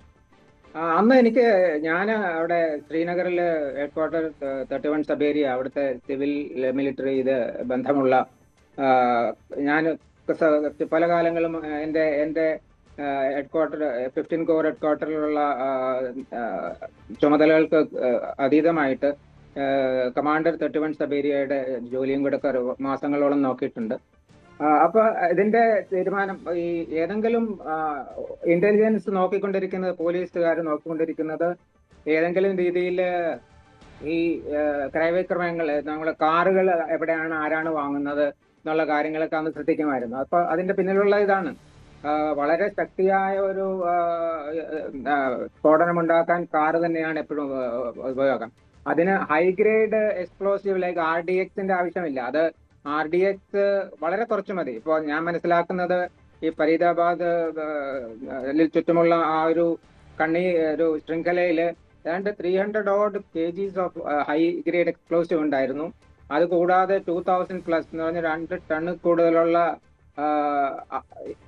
ഇംപ്രവൈസ്ഡ് എക്സ്പ്ലോസീവ് ഡിവൈസ് ഉണ്ടാക്കാവുന്ന അമോണിയം നൈട്രേറ്റ്, പൊട്ടാഷ്യം നൈട്രേറ്റ് മുതലായവ ഉണ്ടായിരുന്നു. അതിന്റെ ടൈമേഴ്സ് ഉണ്ടായിരുന്നു. അപ്പോ പിന്നെ ഈ വാർത്തകൾ നിങ്ങൾ തന്നെ കൊടുത്തിരുന്നത് പോലെ ഇതിന്റെ വേറെ ചില കണ്ണികള് അഹമ്മദാബാദിൽ പിടിയായിട്ടുണ്ട്. അപ്പോ ഇവരിലേക്കാണോ പോകുന്നത് എന്നുള്ള ഒരു സ്ഥിരീകരണം വന്നാൽ നമുക്ക് അറിയാൻ പറ്റുള്ളൂ. അപ്പോ ഇതെന്താ പിന്നെ വേറെ കാര്യം, why should be considered as A terrorist എന്നുള്ള. അപ്പൊ അതിന്റെ സ്ഥലം എല്ലാവരും പറഞ്ഞല്ലോ, ഇത്രയും ചരിത്ര പ്രസിദ്ധമായ ഒരു സ്ഥലമാണ്. അവിടെ എന്തെങ്കിലും ഒരു ഇതുപോലുള്ള ഒരു ഭീകരാക്രമണം ഉണ്ടായാൽ it gets attention all over the world. എന്താണ് ആക്ച്വലി സംഭവിച്ചതെന്നുള്ളത് പിന്നെയാണ് കണ്ടുപിടിക്കുന്നത്. അതുപോലെ തന്നെയാണ് ഈ റെഡ് ഫോർട്ടിന്റെ അടുത്താണ്. അതുപോലെ തന്നെ ഏറ്റവും കൂടുതൽ ആ ടൈമിങ് ഇപ്പോ ഓൾഡ് ഡൽഹിയിലൊക്കെ കണ്ടിട്ടുള്ളവർക്ക് അറിയാം. എസ്പെഷ്യലി ഓൾഡ് ഡൽഹി ഈ സമയത്ത്, വൈകുന്നേര സമയത്ത് എല്ലാ ആളുകളും പുറത്തിറങ്ങി നടക്കുന്ന സമയമാണ്. അതുപോലെ ചാന്ദിനി ചൗക്ക് എന്ന ഒരു പ്രസിദ്ധമായ വളരെ ആളുകൾ കൂടുതൽ പോകുന്ന ഒരു മാർക്കറ്റിലേക്ക് ഈ കാറ് തിരിയാൻ നോക്കി എന്നാണ് മനസ്സിലാക്കാൻ കഴിയുന്നത്. അവിടെയാണ് ശ്രീ വേണു നേരെ ഒരു സംശയം വരുന്നത്. ഇത് ഭീകരാക്രമണമാണ് എന്ന് സ്ഥിരീകരിക്കുകയാണെങ്കിൽ രണ്ട് സാധ്യതകളല്ലേ ഉള്ളത്. ഒന്നുകിൽ നമ്മളിപ്പോൾ പറഞ്ഞതുപോലെ ചാന്ദിനി ചൗക്കിലേക്ക് എത്തുകയാണെങ്കിൽ ഇതിലും വലിയൊരു കാഷ്വാലിറ്റി ഉണ്ടാക്കാൻ സാധിക്കുമായിരുന്നു. ഒന്നുകിൽ അത് അവർക്ക് നടത്താൻ സാധിച്ചില്ല, അത് അവിടെ പാളിപ്പോയി. അതല്ല എങ്കിൽ ഏറ്റവും പ്രധാനമായി ഞങ്ങൾക്ക് ഡൽഹി പോലൊരു രാജ്യ തലസ്ഥാനത്ത് ഇതിലും വലിയ അപകടം ഉണ്ടാക്കാൻ സാധിക്കും, ബ്ലാസ്റ്റ് ഉണ്ടാക്കാൻ സാധിക്കും എന്നുള്ളൊരു മുന്നറിയിപ്പ് നൽകുകയായിരിക്കാം അല്ലേ? തീർച്ചയായിട്ടും മാഡം. ഇത് ഈ സെക്യൂരിറ്റി ഫോഴ്സസും ഈ ടെററിസ്റ്റിന്റെ ശൃംഖല, ISI കൺട്രോൾ ചെയ്യുന്ന ടെററിസ്റ്റ് ശൃംഖലയുമായിട്ടുള്ള ഒരു കാറ്റ് ആൻഡ് മൗസ് ഗെയിമാണ് ഇപ്പോഴും നടക്കുന്നത്. നമ്മുടെ ഇന്റേണൽ സെക്യൂരിറ്റി, ഇന്റേണൽ ഇന്റലിജൻസിന്റെ ചുമതല ഉള്ളത് ഇന്റലിജൻസ് ബ്യൂറോ, IB എന്ന് പറയും. നമ്മുടെ ഇന്ത്യക്ക് പുറത്തുള്ള ഇന്റലിജൻസ് ശേഖരിക്കുന്ന റോ എന്ന ഒരു വിഭാഗമാണെന്ന് എല്ലാവർക്കും അറിയാമല്ലോ. അപ്പോൾ ഈ ഇന്റലിജൻസ് ബ്യൂറോ ആണ് ബേസിക്കലി ഇതുപോലുള്ള കാര്യങ്ങൾ ഇതിന്റെ അന്വേഷണമല്ല, ഈ ഇന്റലിജൻസ് പല ഏജൻസികളുണ്ടല്ലോ, അതാണ് ഈ ഇന്റലിജൻസ് സിസ്റ്റത്തിന്റെ ഒരു പ്രശ്നമായിട്ടുള്ളത്. പല ഹെഡുകളുണ്ട്, പല വിഭാഗങ്ങളുണ്ട്, അവർ തമ്മിലുള്ള ഒരു കോർഡിനേഷൻ. അതിപ്പോ ഇത് കഴിഞ്ഞിട്ട് എല്ലാ സമയത്തും നമ്മൾ പോകുന്നതാണ്. ഇപ്പോ കാറുകളുണ്ടായി, നമ്മുടെ മറ്റേ ഏപ്രിൽ 22 നടന്ന പഹൽഗാം ഉണ്ടായി. അപ്പൊ അതെല്ലാം ബേസിക്കലി ആ ഒരു ISI ആകട്ടെ, പാകിസ്ഥാൻ ആകട്ടെ, ഇന്ത്യയിൽ മുഴുവൻ എവിടെയെങ്കിലും പ്രശ്നങ്ങൾ ഉണ്ടാക്കുന്ന രീതിയിൽ ഉള്ള അതാണ് അവരുടെ ഒബ്ജക്റ്റീവ്. അതിനു വേണ്ടിയിട്ടുള്ള ഓവർഗ്രൗണ്ട് വർക്കേഴ്സ് അവരുടെ ഇപ്പൊ തുടങ്ങിയത് JKLF എന്നാണ് തുടങ്ങുന്നത്, JNK ലിബറേഷൻ ഫ്രണ്ട്. അത് ഇൻഡിജിനസ് ആണ്, അതുകൊണ്ട് അവരുടെ കയ്യിലേക്ക് എടുക്കാൻ വേണ്ടിയിട്ടാണ് LET വരുന്നത്. അത് കഴിഞ്ഞ് അതും പോരാ, അതും കൂടെ ഒന്ന് ശക്തമായിട്ടുള്ള ഇതുകൊണ്ടാണെന്നതാണ് ജെയ്ഷെ മുഹമ്മദ് വരുന്നത്. അപ്പൊ ഇതിലെല്ലാം ജെയ്ഷെ മുഹമ്മദും ISIയും എല്ലാം അതിന്റെ പിന്നിലുണ്ട്. അപ്പോൾ എവിടെയെങ്കിലും എന്തെങ്കിലും നടത്തണം എന്നുള്ള രീതിയിലാണ് ഒരു 100, 1000, 999 അറ്റംപ്റ്റുകളും പ്രിവെന്റ് ചെയ്യപ്പെടുന്നുണ്ടെങ്കിൽ, പക്ഷെ ഇതുപോലുള്ള ഒന്ന് വന്നാൽ തന്നെ അവർക്കത് വിക്ടറിയാണ്. ഇന്റലിജൻസുകാർക്ക് അത് നമുക്കും രാഷ്ട്രത്തിനും അതൊരു നമുക്ക് നഷ്ടമാണ് സംഭവിക്കുന്നത്. പക്ഷെ അതുകൊണ്ട് ഇന്ത്യയിലെ നമ്മുടെ സെക്യൂരിറ്റി ഫോഴ്സസും ഇന്റലിജൻസ് ഗ്യാതറിംഗ് ഏജൻസികളും എല്ലാം ഒരുമിച്ച് തന്നെയാണ് ഇത്രയും അവർക്ക് ചെയ്യാൻ പറ്റുന്നുള്ളൂ എന്നാണ്. പക്ഷെ പിന്നെ ഈ ഒരു ഫസ്റ്റ് മൂവർ അഡ്വാൻറ്റേജ് എന്ന് പറയാം, ആദ്യം ഈ സർപ്രൈസ് ആകാനുള്ള കേപ്പബിലിറ്റി അവർക്കുണ്ട്. എന്ന് വെച്ചാൽ എവിടെ എന്ത് നടക്കും, നമ്മളെ എത്ര വിവരശേഖരണങ്ങൾ ഉണ്ടായാലും ഇപ്പോൾ തന്നെ ഇത് പിടിയിലാകുന്ന ഒരാൾ പിടിയിലായപ്പോൾ അയാളെ ചോദ്യം ചെയ്തു. അയാൾ ഒരു ഡോക്ടറാണ്, ഡോക്ടറുടെ സംഘമുണ്ട്. അതിനു മുമ്പ് അങ്ങനെ സദേൺ കാശ്മീരിലുള്ള അനന്ത്നാഗിലെ അവിടെയാണ് വർക്ക് ചെയ്തിരുന്നത്. ഇപ്പോൾ ഇവിടെ ഫരീദാബാദിലെ മെഡിക്കൽ കോളേജിൽ ലെക്ചറായിട്ട് സഹായിക്കുന്നു. അദ്ദേഹത്തിന് താമസ സൗകര്യങ്ങളൊക്കെ ഉണ്ടാക്കി കൊടുത്തത് അവിടുത്തെ ഒരു മസ്ജിദിന്റെ ആളായിരുന്നു എന്നാണ് നമ്മൾ മനസ്സിലാക്കുന്നത്. അപ്പോൾ ഈ ഒരു റാഡിക്കലൈസേഷൻ ഇപ്പൊ എവിടെ എത്തി നിൽക്കുന്നു എന്നുള്ളതാണ് നമ്മൾ ഇപ്പൊ അറിയേണ്ടത്. അതിന്റെ ഇപ്പൊ മാഡം ചോദിച്ച പോലെ ഇതിന്റെ പുറകിൽ ഈ പറഞ്ഞ പോലെ ISI ആണെങ്കിൽ തന്നെ പിന്നെ ഈ ഇത്രയും ഇന്റൻസിറ്റി സാധാരണ അതൊരു CNG കാറ് CNG ഫ്യൂൽഡ് ആണെന്നാണ് ഞാൻ മനസ്സിലാക്കുന്നത്. ഒരു CNG ടാങ്ക് പൊട്ടിയാൽ ഇതുപോലെ ഒന്നും ഉണ്ടാകാനുള്ള സാധ്യത ഒന്നുമില്ല എന്നാണ് നമ്മൾ മനസ്സിലാക്കുന്നത്. അതുപോലെ തന്നെ അല്ല അത് മാത്രമല്ല ശ്രീ വേണുനായർ, തുടക്കത്തിൽ ദൃക്സാക്ഷികൾ അടക്കം നൽകിയ വിവരം അനുസരിച്ച് ആ പൊട്ടിത്തെറിച്ച കാറിൽ 2-3 ആളുകൾ ഉണ്ടായിരുന്നു എന്നാണ് ദൃക്സാക്ഷികളിൽ നിന്ന് നമുക്ക് ലഭ്യമായ വിവരം. സാധാരണ നമ്മൾ ഇതൊരു ചാവേർ ആക്രമണമാണ് എന്ന കാര്യത്തിലേക്ക് ഇപ്പോൾ ഔദ്യോഗിക വൃത്തങ്ങളൊക്കെ സ്ഥിരീകരിക്കുന്നുണ്ട്. അങ്ങനെയാണെങ്കിൽ സാധാരണ ലോജിക്കലി നമ്മൾ ചിന്തിക്കുമ്പോൾ ഒരു ചാവേർ ആക്രമണത്തിലൊക്കെ 3 ആളുകളൊക്കെ പോയി ചാവേർ ആക്രമണം നടത്തുന്ന സാധ്യതയില്ല, ഒരാൾ മാത്രമേ ഉണ്ടാവാറുള്ളൂ. ഏറ്റവും ഒടുവിൽ ലഭിക്കുന്ന റിപ്പോർട്ട് അനുസരിച്ച് നമ്മൾ പ്രേക്ഷകരെ കാണിക്കുന്ന ആ ദൃശ്യം അനുസരിച്ച് ആ കാറിൽ ഡ്രൈവിംഗ് സീറ്റിലുള്ള ആൾ മാത്രമേ ഉള്ളൂ. ശരിയാണ്. അല്ല, അത് അങ്ങനെ ഒരു സ്റ്റാൻഡേർഡ് ഓപ്പറേറ്റിംഗ് പ്രൊസീജിയർ ഒന്നുമില്ല. സാധാരണ നമ്മൾ കാണുന്നത് ഒരു ചാവേറിനെ മോട്ടിവേറ്റ് ചെയ്ത് ഉണ്ടാക്കിയെടുക്കാനുള്ള ബുദ്ധിമുട്ട്. അപ്പൊ അതുകൊണ്ട് ഇതുപോലെ ഏതെങ്കിലും ഒരു ഇൻസിഡന്റിന് വേണ്ടിയിട്ട് unless the target is very important, ഇപ്പോൾ ഒരു പ്രസിഡന്റിനെ വധിക്കാനോ പ്രൈം മിനിസ്റ്ററിനെ വധിക്കാനോ അതുപോലെ ആ ലെവലിലുള്ള ഒരു വേറെ ഫെയിൽ പ്രൂഫ് പോലെ ആകാനുള്ള ഒരാൾ ആദ്യം ഉണ്ടാവും. If is not able to do it, പിന്നെ ഈ അടുത്ത ആൾ അതുപോലുള്ള ഒരു 100% റിസർവ് ഒക്കെ ഇതുപോലൊരു ഒരു കാര്യത്തിൽ ഉണ്ടാവേണ്ട കാര്യമുണ്ടോ എന്നൊരു സംശയമുണ്ട്. പക്ഷെ ഞാനീ പറഞ്ഞ പോലെ ഇങ്ങനെ ചെയ്യാവൂ എന്നൊന്നും എന്നല്ല. Any attempt or any particular case by case ആയിരിക്കാമല്ലോ ഉണ്ടാകുന്നത്. പിന്നെ രണ്ടാമത് അങ്ങനെയാണെങ്കിൽ അവർക്ക് ഇങ്ങനെ ഒരു കാറ് കിട്ടി, അതിൽ വൈഡിന്റെ യൂസ് RDX ഈ പറഞ്ഞ പോലെ വളരെ കുറച്ച് മതി. അതിന്റെ ഭീകരത ഭയങ്കര കൂടുതലാണ്. ഇത് ഈ ഇംപ്രവൈസ്ഡ് IEDs ഉണ്ടാക്കുമ്പോൾ അതിന്റെ സ്ഫോടന ശക്തി കമ്പാരിറ്റീവ്ലി ഈസ് ലെസ്. പക്ഷെ ഞാൻ ഈ പറഞ്ഞു വന്ന ഇതാണ്, CNG സ്ഫോടനമായിരുന്നെങ്കിൽ ഇതുപോലൊന്നും ഉണ്ടാവില്ല. അപ്പോ പിന്നെ അത് പെട്ടെന്ന് when it was stopped at that red light, അപ്പോഴാണ് അത് സ്ഫോടനം ഉണ്ടായത് എന്നൊക്കെ നമ്മൾ മനസ്സിലാക്കും. അപ്പൊ അതുകൊണ്ട് ടെൽറ്റെയിൽ വരുന്നത് അതുകൊണ്ടാണ് ഇത്രയും സമയം എടുക്കുന്നത്. അത് ആരാണ് അവിടെ ഒരു ഫോറൻ എക്സ്പ്ലോസീവിന്റെ ലോ ഗ്രേഡ് എക്സ്പ്ലോസീവ് ആണെങ്കിലും അതിന്റെ സാധ്യത അവിടെ നിന്ന് കിട്ടിയോ എന്നുള്ള കാര്യങ്ങളൊക്കെ അതിപ്പോ ഞാനീ പറഞ്ഞ ഏജൻസികളൊക്കെയാണ് അത് പറയേണ്ടത്. അപ്പൊ ഇതിൽ പിന്നിൽ ആരായിരുന്നു? നമ്മുടെ ഇന്റലിജൻസ് ഫെയിലിയർ ആണെന്ന് പറഞ്ഞാൽ ഫെയിലിയർ ആണ്. പക്ഷെ ഈ ഫെയിലിയർ ഉണ്ടാകാൻ അത് ദാറ്റ് ഈസ് നോർമൽ. നമുക്ക് ഇത്രയല്ലേ ഉണ്ടായുള്ളൂ എന്ന് പറയുന്നത് ശരിയല്ല. എങ്കിലും വി ഗോട്ട് എവേ ലൈറ്റ്ലി എന്നുള്ള ഇതാണ്. പക്ഷെ ഇത് കഴിഞ്ഞിട്ട് നമ്മുടെ നാട്ടുകാരുടെ, നമ്മുടെ ഇന്ത്യൻ സോഴ്സിന്റെ എന്തൊക്കെയാണ് ചെയ്യേണ്ടതെന്നുള്ള കാര്യങ്ങളാണ് നമ്മൾ അല്ല, അവിടെയാണ് ഈ പഹൽഗാം ഭീകരാക്രമണം കഴിഞ്ഞിട്ട് ഇത്ര ദിവസമായിട്ടേ ഉള്ളൂ. അതിന്റെ ഒരു നടുക്കം മാറും മുൻപാണ് വീണ്ടും ഇത്തരത്തിലൊരു വലിയ ആക്രമണം ഉണ്ടായിരിക്കുന്നത്. അപ്പോൾ സ്വാഭാവികമായും ഇത്തരത്തിൽ ഡൽഹി പോലീസിനായാലും രഹസ്യാന്വേഷണ സംവിധാനത്തിനായാലും ഈ ഒരു ആക്രമണ സാധ്യത മുൻകൂട്ടി കാണുന്നതിൽ വീഴ്ചയുണ്ടായില്ലേ എന്ന് സാധാരണക്കാർ ചോദിച്ചാൽ കുറ്റം പറയാൻ പറ്റില്ല. അതാണ് ഞാൻ പറയുന്നത് മാഡം, അത് തന്നെ ഞാൻ പറയുന്നത്. അത് യെസ് ഓർ നോ എന്ന് പറഞ്ഞാൽ ഇത് ഇന്റലിജൻസ് ഫെയിലിയർ ആണോ? യെസ്, ഇല്ലെന്ന് പറയാൻ പറ്റില്ലല്ലോ. അതുകൊണ്ട് പക്ഷേ ഈ ഫീൽഡിൽ വർക്ക് ചെയ്യുന്നവർക്കും നമ്മുടെ രാജ്യത്ത് ഇപ്പോ ഇത് ഇല്ലാതാക്കാം. ഞാൻ കാശ്മീരിൽ ഞാൻ പറഞ്ഞില്ലേ ഒരു major level, colonel level, brigadier level എല്ലാം വർക്ക് ചെയ്ത ആളാണ്. അപ്പൊ അത് കാലഘട്ടങ്ങളായിട്ട് 91 to ഞാൻ പറഞ്ഞ പോലെ 2006 വരെ എല്ലാ ലെവലും വർക്ക് ചെയ്ത. അപ്പൊ അവിടെ ഈ സാധാരണ അവിടെ ഓരോ ഇതിനായിട്ട് ഞങ്ങൾ എന്താ ചെയ്യുന്നത്, അവിടെ ഈ പറഞ്ഞ പോലെ റോഡ് ബ്ലോക്ക് അല്ലെങ്കിൽ vehicle check post every 5 kilometers ഉണ്ടാവും. അപ്പൊ നമ്മുടെ കോൺവോയ് പോകുമ്പോൾ മറ്റുള്ള സിവിൽ കോൺവോയ്കളെ വിടില്ല.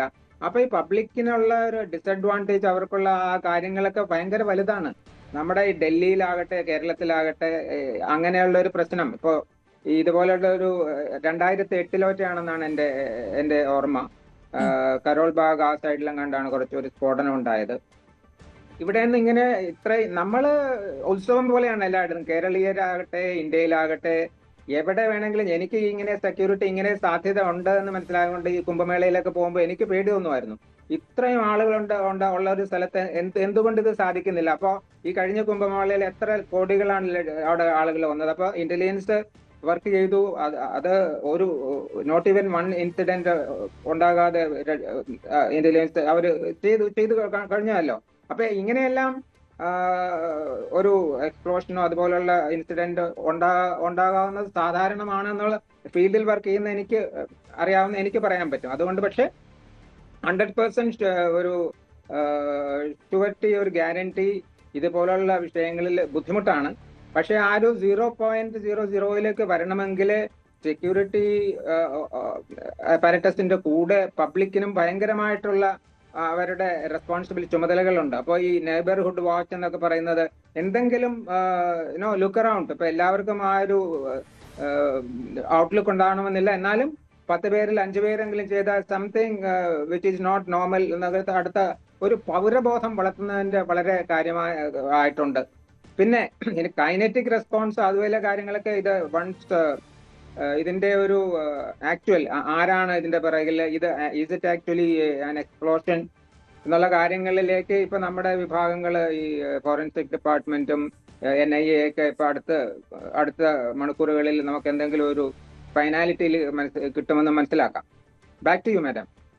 ശരി, വളരെ നന്ദി ശ്രീ ബ്രിഗേഡിയർ വേണു നായർ ഞങ്ങളോട് സഹകരിച്ചതിന്, തങ്ങളുടെ വളരെ വിലയേറിയ അഭിപ്രായങ്ങൾ പങ്കുവച്ചത്.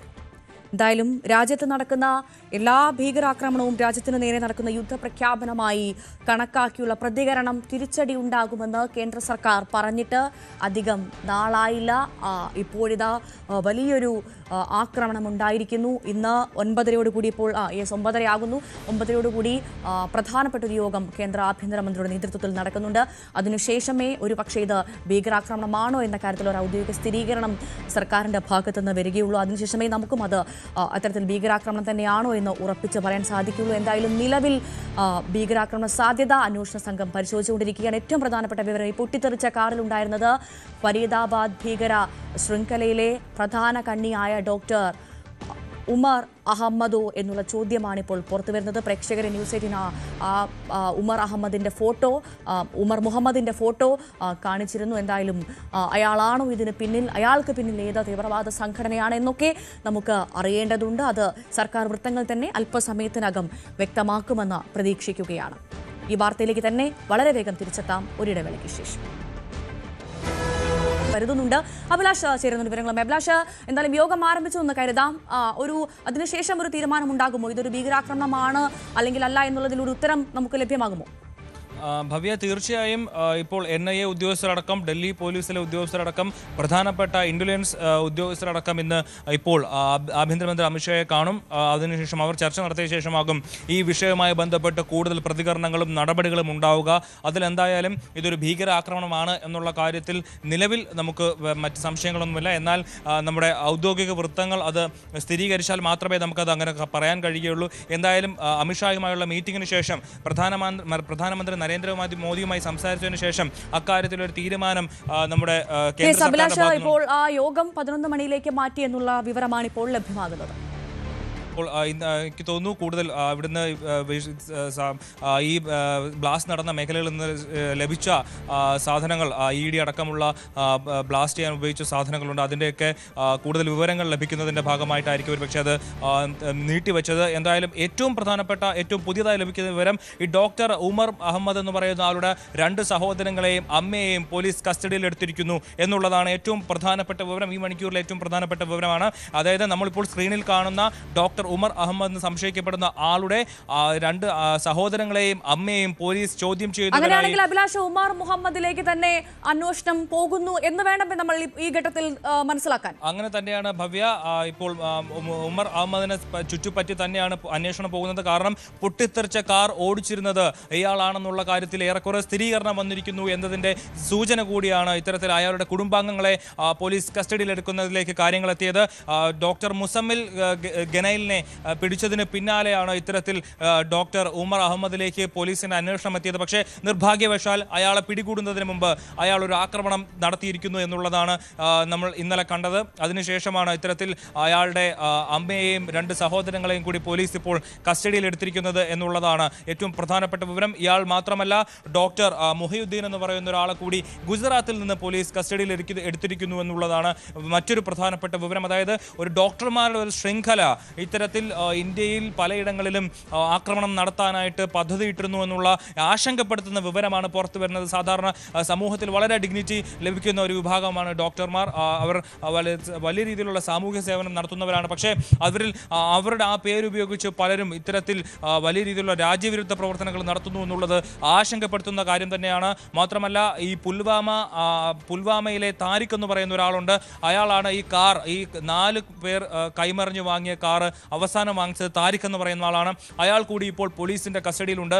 അയാളെ ചുറ്റിപ്പറ്റിയും അന്വേഷണമുണ്ട്. ഇതിൽ ജെയ്ഷെ മുഹമ്മദുമായി ബന്ധപ്പെട്ടുള്ള എന്തെങ്കിലും വിവരങ്ങളുണ്ടോ, ഇവർക്ക് പിന്നിൽ ജെയ്ഷെ മുഹമ്മദ് ആണോ എന്നുള്ള ഒരു അന്വേഷണം നടക്കുന്നുണ്ട്. അതുപോലെ തന്നെ ബംഗ്ലാദേശിലെ ലഷ്കർ ഇ തൊയ്ബയുമായി ബന്ധപ്പെട്ടും ചില അന്വേഷണങ്ങൾ നടക്കുന്നുണ്ട്. കാരണം സൈഫി എന്ന് പറയുന്ന ലഷ്കർ ഇ തൊയ്ബയുടെ ഒരു കമാൻഡർ ഈ കഴിഞ്ഞ 30-ാം തീയതി ഇന്ത്യക്കെതിരെ വലിയൊരു മുന്നറിയിപ്പ് നൽകിയിരുന്നു. ഇന്ത്യയിൽ വലിയൊരു സ്ഫോടനം നടത്താനായിട്ട്, ഇന്ത്യയിൽ പലയിടങ്ങളിൽ വലിയ രീതിയിലുള്ള ആക്രമണങ്ങൾ നടത്താനായിട്ട് ലഷ്കർ ഇ തൊയ്ബയുടെ കമാൻഡറായിട്ടുള്ള ഹാഫിസ് സയ്യിദ് പദ്ധതിയിടുന്നു.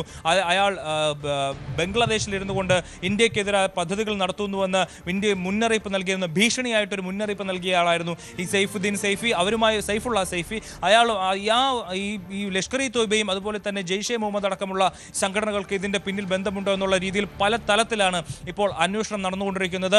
എന്തായാലും ഈ അന്വേഷണത്തിന്റെ ഏറ്റവും പ്രധാനപ്പെട്ട കണ്ണികളെന്ന് പറയുന്നത് ഇപ്പോൾ ജീവനോടെ പിടികൂടിയിരിക്കുന്ന മുസമ്മിൽ ഗനിൽ, അതുപോലെ ഡോക്ടർ ഷഹീൻ എന്ന് പറയുന്ന വനിതാ ഡോക്ടർ, അതുപോലെ മൊഹീദ്ദീൻ എന്ന് പറയുന്ന ആൾ, അതുപോലെ അദീൽ മജീദ് റാത്തർ എന്ന് പറയുന്ന ആൾ, അതുപോലെ ഇപ്പോൾ ഈ മുസമ്മൽ ഗനയിലിന് താമസ സൗകര്യം ഒരുക്കി കൊടുത്ത ഇർഫാൻ അഹമ്മദ് എന്ന് പറയുന്ന ഹരിയാനയിലെ ഫരീദാബാദിലെ ഒരു ഇമാം എന്നിവരാണ് ഇപ്പോൾ പോലീസിന്റെ കസ്റ്റഡിയിലുള്ളത്. ഇവരിൽ നിന്നുള്ള ആദ്യം പിടികൂടിയ 2 പേരിൽ നിന്നുള്ള ചോദ്യം ചെയ്യലിൽ നിന്നാണ് കൂടുതൽ ഡോക്ടർമാരിലേക്ക്, കൂടുതൽ ഈ കൂട്ടത്തിൽ ആസൂത്രണം നടത്തിയ ആളുകളിലേക്ക് എത്തിയത്. അങ്ങനെ 2560 കിലോ അമോണിയം നൈട്രേറ്റ് അടക്കം കണ്ടുപിടിച്ചിരിക്കുന്നു. 360 കിലോ എക്സ്പ്ലോസീവ്സ് സ്ഫോടന വസ്തുക്കൾ കണ്ടുപിടിച്ചിരിക്കുന്നു. ടൈമറുകൾ കണ്ടുപിടിച്ചിരിക്കുന്നു. അതായത് ടൈം ബോംബൊക്കെ ഉണ്ടാക്കുമ്പോൾ അതിന് ഉപയോഗിക്കേണ്ട മറ്റ് സാധനങ്ങൾ കണ്ടെത്തിയിരിക്കുന്നു. അങ്ങനെ വലിയ രീതിയിലുള്ള ഒരു രാജ്യമൊട്ടാകെ പല സംസ്ഥാനങ്ങൾ കേന്ദ്രീകരിച്ച് നടത്താൻ ഉദ്ദേശിച്ചിരുന്ന ഒരു ആക്രമണത്തെ കേന്ദ്രത്തിന്, നമ്മുടെ സുരക്ഷാ സേനയ്ക്ക് രാജ്യത്തെ രക്ഷിക്കാൻ കഴിഞ്ഞെങ്കിലും പക്ഷേ ഒരു പഴുത് അവിടെ വിട്ടുപോയപ്പോൾ ചെങ്കോട്ടയിലെ ഒരു പ്രധാനപ്പെട്ട ഏരിയയിൽ അവർ പോയി സ്ഫോടനം നടത്തിയിരിക്കുന്നു എന്നുള്ളതാണ് ഏറ്റവും ദുഃഖകരമായ കാര്യം. അവർ ചാന്ദിനി ചൗക്കാണ് ലക്ഷ്യമിട്ടത് എന്നുള്ള ഒരു വാർത്ത കൂടി പുറത്തു വരുന്നുണ്ട്.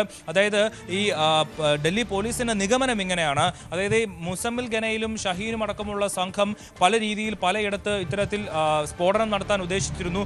അങ്ങനെ ഒരു സ്ഫോടനം നടത്തുന്ന അവർ അതുമായി ബന്ധപ്പെട്ടുള്ള പ്ലാനിംഗ് നടന്നുകൊണ്ടിരിക്കുമ്പോഴാണ് മുസമ്മൽ ഗനയിലിനെ പിടികൂടുന്നത്. ആ സമയത്ത് കൂടെ ഉണ്ടായിരുന്ന ആളെ പിടികൂടിയപ്പോൾ ഉണ്ടായ പാനിക്കിലാണ് ഇത്തരത്തിൽ ഇത്രയും വേഗം തങ്ങൾ ഈ പദ്ധതി നടപ്പാക്കണമെന്ന് ചിന്തിച്ചുകൊണ്ട് ഈ ഉമർ അഹമ്മദ് ഇറങ്ങി പുറപ്പെട്ടത് എന്നുള്ളതാണ് പോലീസിന്റെ നിഗമനം. വളരെ വേഗം പ്ലാൻ ചെയ്ത ഒരു സംഭവമായിരുന്നു. ഇതിൽ നിന്നും വലിയ രീതിയിൽ എന്തോ നടത്താൻ അവർ പദ്ധതി ഇട്ടിരുന്നു. പക്ഷേ ഒപ്പമുണ്ടായിരുന്നവരെ പിടികൂടിയപ്പോൾ ഉണ്ടായ പാനിക്കിലാണ് ഇത്തരത്തിൽ ഉമർ അഹമ്മദ് തന്നെ നേരിട്ട് ഇറങ്ങി ഇത്തരത്തിലൊരു ബ്ലാസ്റ്റ് നടത്തിയിരിക്കുന്നത് എന്നുള്ളതാണ് ഡൽഹി പോലീസിന്റെ പ്രാഥമികമായിട്ടുള്ള നിഗമനം. ഇതിൽ വേറെ എന്തോ വലുതവർ പദ്ധതി ഇട്ടിരുന്നു എന്നുള്ളതാണ് ഏറ്റവും പ്രധാനപ്പെട്ട വിവരം. പക്ഷെ അതെല്ലാം നിർവീര്യമാക്കാനായിട്ട് നമ്മുടെ സേനയ്ക്ക്, നമ്മുടെ സുരക്ഷാ സേനയ്ക്ക്, നമ്മുടെ പോലീസിന് കഴിഞ്ഞു എന്നുള്ളത് നമുക്ക് അഭിമാനിക്കാവുന്ന കാര്യമാണ്. ഇതിൽ നമ്മൾ നേരത്തെ പറഞ്ഞിരുന്നതാണ്, ജെയ്ഷെ മുഹമ്മദ് അടക്കമുള്ള സംഘടനകൾക്ക് ഇതുമായി ബന്ധപ്പെട്ട്, ഈ ആക്രമണവുമായി ബന്ധപ്പെട്ട് എന്തെങ്കിലും തുമ്പുണ്ടെന്ന്, അവർക്ക് ഇതിന്റെ പിന്നിൽ അവിടെയാണ് അഭിലാഷ ഈ ഓപ്പറേഷൻ സിന്ദൂറിന് കനത്ത മറുപടി നൽകും എന്ന് പറഞ്ഞുകൊണ്ട് തന്നെയായിരുന്നു ആ ഒരു വീഡിയോ പ്രചരിച്ചത്. ലഷ്കർ ഇ തൊയ്ബയുടെ നേതാവ് ഞങ്ങൾ വെറുതെ ഇരിക്കുകയല്ല, ഇവിടെ അലസനായിരിക്കുക എന്ന് പറഞ്ഞുകൊണ്ടുള്ള ഒരു വീഡിയോ ആണ് നമുക്ക് മുൻപിലുള്ളത്. അപ്പോൾ ആ വീഡിയോയ്ക്ക് പിന്നാലെയാണ് ഇപ്പോൾ ഈ ഒരു വലിയ ആക്രമണം നടന്നത്. അതിനും ഇതുമായി ബന്ധമുണ്ട് എന്ന് അന്വേഷണ സംഘം സംശയിക്കുന്നുണ്ടോ? ഒപ്പം ഈ ഉമർ അഹമ്മദിലേക്ക് അന്വേഷണ സംഘം എത്തുകയാണ് എന്ന് ഈ ഘട്ടത്തിൽ നമുക്ക് ഉറപ്പിക്കാമല്ലേ? ഇയാളുടെ വീട്ടിലെ ആളുകളെയൊക്കെ അന്വേഷണ സംഘം വളഞ്ഞ സാഹചര്യത്തിൽ തീർച്ചയായും ഭവ്യ, ഇതിൽ അന്വേഷണം പല രീതിയിലാണ് നടക്കുന്നതെങ്കിലും ഇതിൻ്റെ മുഖ്യ കണ്ണികളെന്ന് പറയുന്നത് ഇപ്പോൾ ഈ സ്ഫോടനത്തിൽ കൊല്ലപ്പെട്ടു എന്ന് കരുതപ്പെടുന്ന ഈ ഉമർ അഹമ്മദ് അടക്കമുള്ള ഇയാളുടെ ഒപ്പം ഉണ്ടായിരുന്ന കൂട്ടാളികളായിട്ടുള്ള 4 പേരടക്കം ഇവരാണ് പ്രധാനപ്പെട്ട കണ്ണികൾ. ഇവരിലൂടെ ഈ അന്വേഷണം എവിടെ ചെന്നെത്തും എന്നുള്ളതാണ് ഏറ്റവും നിർണായകമായ കാര്യം. അതുകൊണ്ട് തന്നെ ആവാം ഒരുപക്ഷെ ഇന്ന് ഇതുവരെ നിലവിലൊരു ഔദ്യോഗിക പ്രഖ്യാപനങ്ങളും നമ്മുടെ അന്വേഷണ ഏജൻസികൾ മുന്നോട്ട് വയ്ക്കാത്തത്. കാരണം ഇതിൽ കൂടുതൽ എന്തൊക്കെയോ ആസൂത്രണങ്ങളുണ്ട്, ഇതിൽ എന്തൊക്കെയോ വലിയ നിരീക്ഷണങ്ങളും ഒക്കെ നമ്മുടെ കേന്ദ്ര ഏജൻസികൾക്കുണ്ടാവാം. അതുകൊണ്ടായിരിക്കും ഇത് കൂടുതൽ സുരക്ഷാ കാര്യങ്ങൾ, വലിയ രീതിയിലുള്ള കോംപ്ലിക്കേറ്റഡ് ആയിട്ടുള്ള ക്ലാസിഫൈഡ് ആയിട്ടുള്ള പല കാര്യങ്ങളും ഉള്ളത് കൊണ്ടായിരിക്കാം ഒരു പക്ഷേ ഇതുവരെ ഒരു ഔദ്യോഗിക പ്രഖ്യാപനവും നമ്മുടെ കേന്ദ്ര സർക്കാരിൻ്റെ ഭാഗത്തുനിന്ന് ഉണ്ടാവാത്തത്. എന്നാൽ അതുമായി ബന്ധപ്പെട്ട് ഇന്ന് 9:30 അമിത്ഷായുമായി ഒരു മീറ്റിംഗ് പ്രഖ്യാപിച്ചിരുന്നത്, നടത്തുമെന്ന് പറഞ്ഞിരുന്നത്. എന്നാൽ ആ 9:30 മീറ്റിംഗ് 11 മണിയിലേക്ക് നീട്ടിയിരിക്കുന്നു.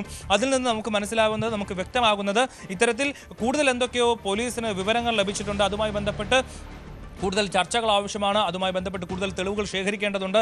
ആ കാര്യങ്ങൾ കൊണ്ട് തന്നെ ആവും ഒരുപക്ഷെ ഇന്ന് അമിത്ഷായുമായിട്ടുള്ള മീറ്റിംഗ് മാറ്റിവെച്ചത് 11 മണിയിലേക്ക് മാറ്റിയിരിക്കുന്നത്. എന്തായാലും ആ മീറ്റിംഗ് നടക്കും. നിർണായകമായ ആ മീറ്റിംഗിന് ശേഷം എന്തെങ്കിലും പ്രഖ്യാപനങ്ങൾ നമുക്ക് കേന്ദ്ര സർക്കാരിൽ നിന്ന് പ്രതീക്ഷിക്കാം. ഇതിൽ ആരാണ് ഇതിന്റെ പിന്നിലുള്ളത് എന്നുള്ള കാര്യം നമുക്ക് അറിയാൻ കഴിയുമെന്ന് തന്നെയാണ് നമുക്ക് പ്രതീക്ഷിക്കുന്നത്. മാത്രമല്ല ഇപ്പോൾ ഇന്ദിരാഗാന്ധി ഡൽഹി വിമൻ യൂണിവേഴ്സിറ്റി 65ഓളം ഡ്രോണുകൾ ഡൽഹി പോലീസിന് കൈമാറിയിരിക്കുകയാണ്. ഡൽഹിയിലെ വിവിധ പ്രദേശങ്ങൾ മുകളിൽ നിന്ന് നിരീക്ഷിക്കാൻ വേണ്ടിയിട്ടാണ് ഇത്തരത്തിൽ 65ഓളം ഡ്രോൺ ക്യാമറകൾ നൽകിയിരിക്കുന്നത്. ആ ഡ്രോൺ ക്യാമറകൾ വെച്ച് ഇപ്പോൾ ഡൽഹി മുഴുവൻ നിരീക്ഷണത്തിലാണ്. പ്രധാനപ്പെട്ട ഈ ചെങ്കോട്ട അടക്കമുള്ള മെട്രോ സ്റ്റേഷൻ അടക്കമുള്ള പ്രധാനപ്പെട്ട എല്ലാ മേഖലകളിലും വലിയ രീതിയിലുള്ള നിരീക്ഷണങ്ങൾ നടന്നുകൊണ്ടിരിക്കുകയാണ്. ഡൽഹി മാത്രമല്ല, മഹാരാഷ്ട്ര, ഉത്തർപ്രദേശ്, തമിഴ്നാട്, ബീഹാർ തുടങ്ങി ഇന്ന് തെരഞ്ഞെടുപ്പ് നടക്കുന്ന ബീഹാർ അടക്കം പ്രധാനപ്പെട്ട എല്ലാ ഇടങ്ങളിലും വലിയ രീതിയിലുള്ള സുരക്ഷ ശക്തമാക്കിയിരിക്കുകയാണ്. പഞ്ചാബിലും ഹരിയാനയിലും അടക്കം വലിയ രീതിയിലുള്ള സുരക്ഷ ശക്തമാക്കിയിരിക്കുകയാണ്. കാരണം ഇപ്പോൾ ഇവരുടെ കയ്യിൽ നിന്ന് പിടിച്ചെടുത്തത് 2560 കിലോ അമ്മോണിയം നൈട്രേറ്റ് ആണ്, സ്ഫോടക വസ്തുക്കളാണ്. അപ്പോൾ ഇത് ഉപയോഗിച്ച് ഇവരല്ലാതെ ഈ ഇപ്പോൾ പിടിയിലായവരും കൊല്ലപ്പെട്ടതെന്ന് കരുതപ്പെടുന്നതുമായിട്ടുള്ള ആൾക്കാരല്ലാതെ അതിൽ കൂടുതൽ ആളുകൾ ഇതിലുണ്ടോ, ഇതിന്റെ പിന്നിലുണ്ടോ എന്നുള്ള കാര്യം അന്വേഷിച്ചു വരികയാണ്. മാത്രമല്ല ഇപ്പോൾ ഈ കാറിലുണ്ടായിരുന്നത് ഈ കൊല്ലപ്പെട്ടെന്ന് കരുതപ്പെടുന്ന ആൾ തന്നെയാണോ എന്നറിയാനുള്ള DNA, നമ്മൾ സംശയിക്കുന്ന ആൾ തന്നെയാണോ എന്നറിയാനുള്ള DNA ടെസ്റ്റ് നടന്നുകൊണ്ടിരിക്കുകയാണ്. അങ്ങനെ വലിയ രീതിയിലുള്ള ഒരു അന്വേഷണം വ്യാപകമായി നടന്നുകൊണ്ടിരിക്കുകയാണ്. NIA ഉണ്ട്, CRPFന്റെ സുരക്ഷയുണ്ട്, അതുപോലെ ഡൽഹി പോലീസിന്റെ അന്വേഷണമുണ്ട്. അങ്ങനെ വ്യാപകമായ രീതിയിൽ വലിയ രീതിയിലുള്ള അന്വേഷണം നടക്കുകയാണ്. മാത്രമല്ല അമേരിക്കയുടെ പ്രസ്താവന വന്നിരിക്കുന്നു. ഇന്ത്യയിൽ നടന്ന ഈ ഒരു ആക്രമണത്തിൽ എല്ലാ സഹായങ്ങളും അമേരിക്കയുടെ ഭാഗത്തുനിന്ന് ഉണ്ടാകുമെന്നുള്ള വിവരങ്ങൾ കൂടി പുറത്തു വരുന്നു. ഇതിൽ ഇന്ത്യക്ക് പുറത്തു നിന്നുള്ള ഒരു ശക്തികൾ ഈ ഒരു ആക്രമണത്തിന് പിന്നിലുണ്ടെങ്കിൽ അവരെ പിടികൂടാനായിട്ട് ഇന്ത്യക്ക് സ്വാഭാവികമായും വിദേശ രാജ്യങ്ങളുടെ സഹായം വേണ്ടിവരും. CIA അടക്കമുള്ള ഏജൻസികൾ, അമേരിക്കൻ ഏജൻസി CIA അടക്കം ഇതിൽ ഒരുപക്ഷെ ഇടപെട്ടേക്കാമെന്നുള്ള വിവരങ്ങളും പുറത്തു വരുന്നുണ്ട്. അതായത് ഇപ്പോൾ നിലവിൽ ഇപ്പോൾ പിടിയിലായിട്ടുള്ള ആളുകൾ മുസമ്മിൽ ഗനയിൽ അയാളടക്കമുള്ള ആളുകളുടെ ചോദ്യം ചെയ്തു വരികയാണ്. ഇവരുടെ ഫോണുകൾ പരിശോധിക്കുന്നുണ്ട്. മാത്രമല്ല ഈ കൊല്ലപ്പെട്ടു എന്ന് കരുതുന്ന അയാളുടെ അമ്മയും സഹോദരങ്ങളെയും അടക്കം ഇപ്പോൾ പോലീസ് കസ്റ്റഡിയിലുണ്ട്. ഇവരെ ചോദ്യം ചെയ്തു വരുമ്പോഴാണ് കൂടുതൽ വിവരങ്ങൾ എന്തായാലും ലഭിക്കുക. അതുമാത്രമല്ല ഫരീദാബാദിലെ ഇമാമായിട്ടുള്ള ഇർഫാൻ അഹമ്മദ് പിടിയിലാണ്. അയാളെ ചോദ്യം ചെയ്തു വരികയാണ്. അയാളാണ് ഈ മുസമ്പിൾ ഗനയിൽ എന്ന് പറയുന്ന ആൾക്ക് താമസിക്കാനായിട്ട് ഇടം കൊടുക്കുന്നത്. പുൽവാമ സ്വദേശിയാണ്. ഇയാൾ ഒരു ഡോക്ടറായിട്ടാണ് ഹരിയാനയിലേക്ക് വരുന്നത്. എങ്ങനെയാണ് ഇവരെല്ലാം ഈ മുസമ്മിലും ഷഹീനും മൊഹീദ്ദീനും അടക്കമുള്ള ആളുകൾ എങ്ങനെയാണ് ഒത്തുചേർന്നത്, ഇവരെങ്ങനെയാണ് പരസ്പരം കണ്ടുമുട്ടിയത് തുടങ്ങിയിട്ടുള്ള കാര്യങ്ങൾ കണ്ടുപിടിക്കുമ്പോഴായിരിക്കും ഒരുപക്ഷെ ഇതിൽ രാജ്യത്തിന് പുറത്തുള്ള ഏതെങ്കിലും സംഘടനകൾക്ക് ബന്ധമുണ്ടോ എന്നുള്ള കാര്യം പോലീസിന് വ്യക്തമാവുന്നത്. ഭവ്യ, അതാണ് എന്തായാലും വൈകുന്നേരം ഏറെ തിരക്കുള്ള സമയത്തായിരുന്നു ഈ സ്ഫോടനം എന്നതാണ് ഏറെ ശ്രദ്ധേയമായ കാര്യം. അടുത്തടുത്തായി സ്ഥിതി ചെയ്യുന്ന ചെങ്കോട്ടയും ഡൽഹിയിലെ ജമാ മസ്ജിദും സന്ദർശിക്കാനെത്തുന്നവരുടെ വലിയ തിരക്ക് അനുഭവപ്പെടുന്നത് ഈ ആക്രമണം നടന്ന വൈകുന്നേരങ്ങളിലായതിനാൽ തന്നെയാണ്. ഈ സമയം നോക്കി ആസൂത്രിതമായി നടത്തിയ സ്ഫോടനമെന്ന് പോലീസ് ഇപ്പോൾ നിഗമനത്തിലെത്തിയെന്നാണ് മനസ്സിലാക്കുന്നത്. എന്തായാലും കൃത്യമായ ഒരു പ്ലാനിങ്ങോടുകൂടി നടന്ന ബ്ലാസ്റ്റ് എന്ന് തന്നെ ഈ ഘട്ടത്തിൽ നമുക്ക് അനുമാനിക്കാൻ സാധിക്കും. ഈ പൊട്ടിത്തെറിക്ക് പിന്നിൽ ആരാണ് എന്നുള്ളതിലേക്കാണ് ഇനി സ്ഥിരീകരണം വരേണ്ടത്. പക്ഷേ ഏകദേശം ഒരു ഉറപ്പിലേക്ക് അന്വേഷണ സംഘം പോകുന്നു നമുക്ക് ഈ സമയത്ത് പറയാൻ സാധിക്കുമെന്നാണ് മനസ്സിലാക്കുന്നത്. എന്തായാലും അപ്പോൾ പോലും ഈ ഭീകരാക്രമണ സാധ്യത പരിശോധിച്ചു വരികയാണ്. ഉമർ മുഹമ്മദിന് ഇതിലുള്ള പങ്ക് എന്ത്, ഇയാൾക്ക് പിന്നിലുള്ള സംഘടന ഏത്, ഇയാൾക്ക് പിന്നിൽ ഇനി ആരൊക്കെ എന്നുള്ളതാണ് അന്വേഷണ സംഘത്തെ സംബന്ധിച്ച് കണ്ടെത്തേണ്ടത്. അത് വളരെ വേഗം അതിലേക്ക് എത്തുമെന്ന് തന്നെയാണ് നമ്മൾ പ്രതീക്ഷിക്കുന്നത്. എന്തായാലും വലിയ പ്രധാനമന്ത്രി അടക്കം ഈ വിഷയത്തിൽ അനുശോചനം രേഖപ്പെടുത്തി കഴിഞ്ഞു. ഏത് സാഹചര്യവും ഏത് വശവും പരിശോധിക്കുമെന്ന് കേന്ദ്ര ആഭ്യന്തരമന്ത്രി അടക്കം ഉറപ്പ് നൽകിയ സാഹചര്യം നമുക്ക് മുൻപിലുണ്ട്. എന്തായാലും 11 മണിയോടുകൂടി ഒരു ഉന്നതതല യോഗം ചേരും എന്നാണ് ഇപ്പോൾ ലഭ്യമാകുന്ന വിവരം. ഈ വാർത്തയിലേക്ക് എത്താം, ചെറിയൊരു ഇടവേള.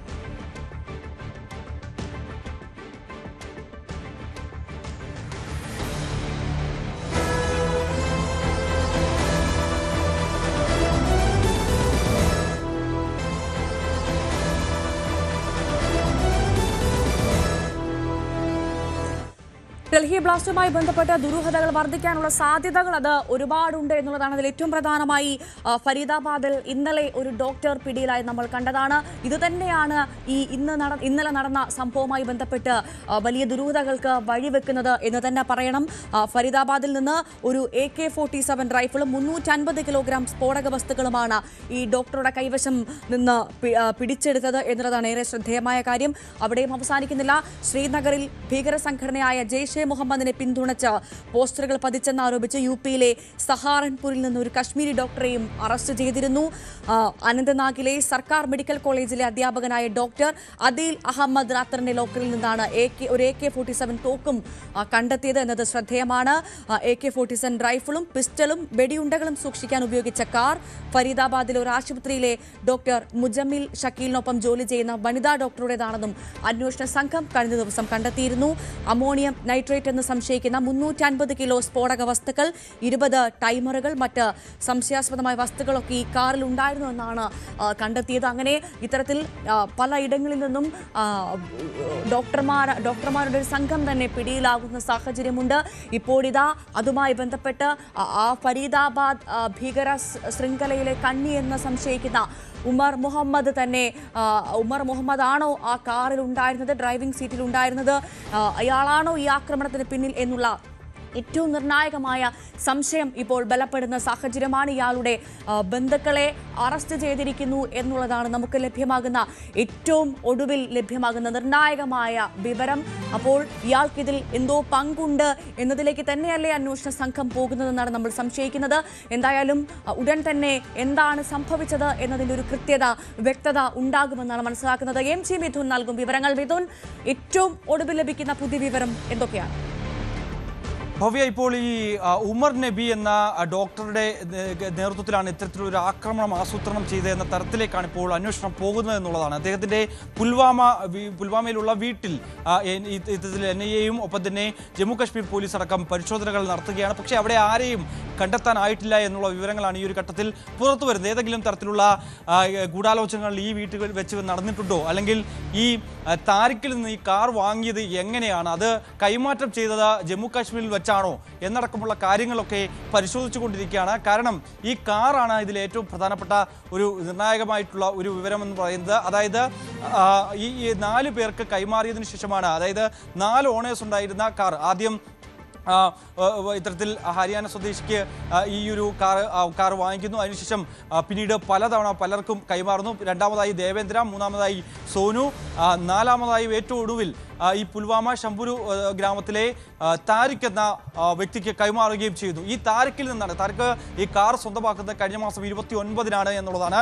അതിനുശേഷം താരിഖിൽ നിന്ന് എങ്ങനെ ഈ ഡോക്ടർ ഉമർ നബിയുടെ കയ്യിലേക്ക് ഈ കാർ എത്തി, അത് എങ്ങനെ എത്തിച്ചു നൽകി, അത് കൃത്യമായ ആസൂത്രണത്തിൻ്റെ അടിസ്ഥാനത്തിലാണോ അതോ ഈ കാർ വിറ്റതാണോ എന്നടക്കമുള്ള കാര്യങ്ങൾ പരിശോധിച്ചു വരികയാണ്. ഇപ്പോൾ താരിഖിനെ ജമ്മു കാശ്മീരിൽ നിന്ന് ഈ അന്വേഷണ സംഘം അറസ്റ്റ് ചെയ്തതായിട്ടുള്ള വിവരങ്ങൾ പുറത്തു വരുന്നുണ്ട്. 2 പേരെ അവിടെ നിന്ന് അറസ്റ്റ് ചെയ്തിട്ടുണ്ട്. ആ 2 പേരെയും ചോദ്യം ചെയ്യുകയാണ്.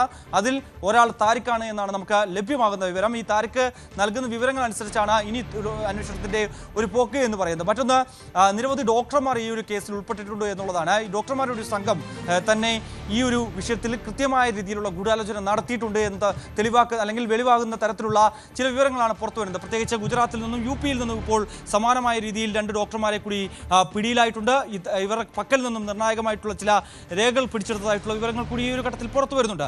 അവരെ അടക്കം ചോദ്യം ചെയ്തു വരികയാണ്. കഴിഞ്ഞ ദിവസം ഈ 300 കിലോ RDXും ഒപ്പം തന്നെ AK-47 തോക്കുകളുമൊക്കെ ഈ ഡോക്ടർമാരുടെ പക്കൽ നിന്ന് കണ്ടെടുത്തതും അവർ വലിയൊരു ഗൂഢാലോചന നടത്തി, വലിയൊരു ആക്രമണത്തിന് പദ്ധതിയിട്ടു.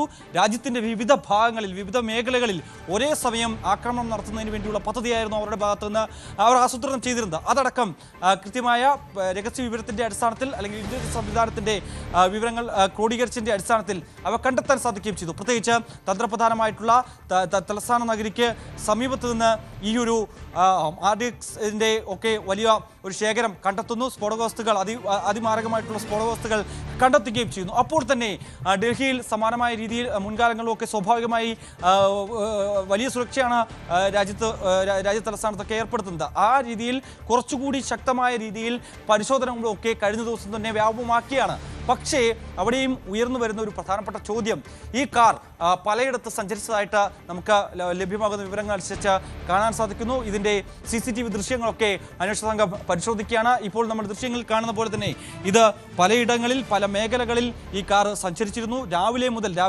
ഏകദേശം ഒരു 8:25 കൂടി അത് ബോർഡറിൽ നിന്ന് ഡൽഹി ബോർഡറിനകത്തേക്ക് പ്രവേശിക്കുകയും ചെയ്തു. നിരവധി ഇടങ്ങളിൽ അത് കറങ്ങുകയും ചെയ്തു. ഏറ്റവും ഒടുവിൽ 3 മണിക്കൂർ മുമ്പ്, അതായത് ഈ അപകടം നടക്കുന്നതിന് 3 മണിക്കൂർ മുമ്പ് വരെ ലാൽക്കില മെട്രോ സ്റ്റേഷന് സമീപത്തെ പാർക്കിങ്ങിൽ, അതായത് റെഡ് ഫോർട്ട് സ്ഥിതി ചെയ്യുന്നതിന് ഏകദേശം 400 മീറ്റർ അകലെ മാത്രമായി അവിടെയുള്ള ഒരു പാർക്കിങ്ങിൽ ഇവ പാർക്ക് ചെയ്തിട്ടിരിക്കുന്നു.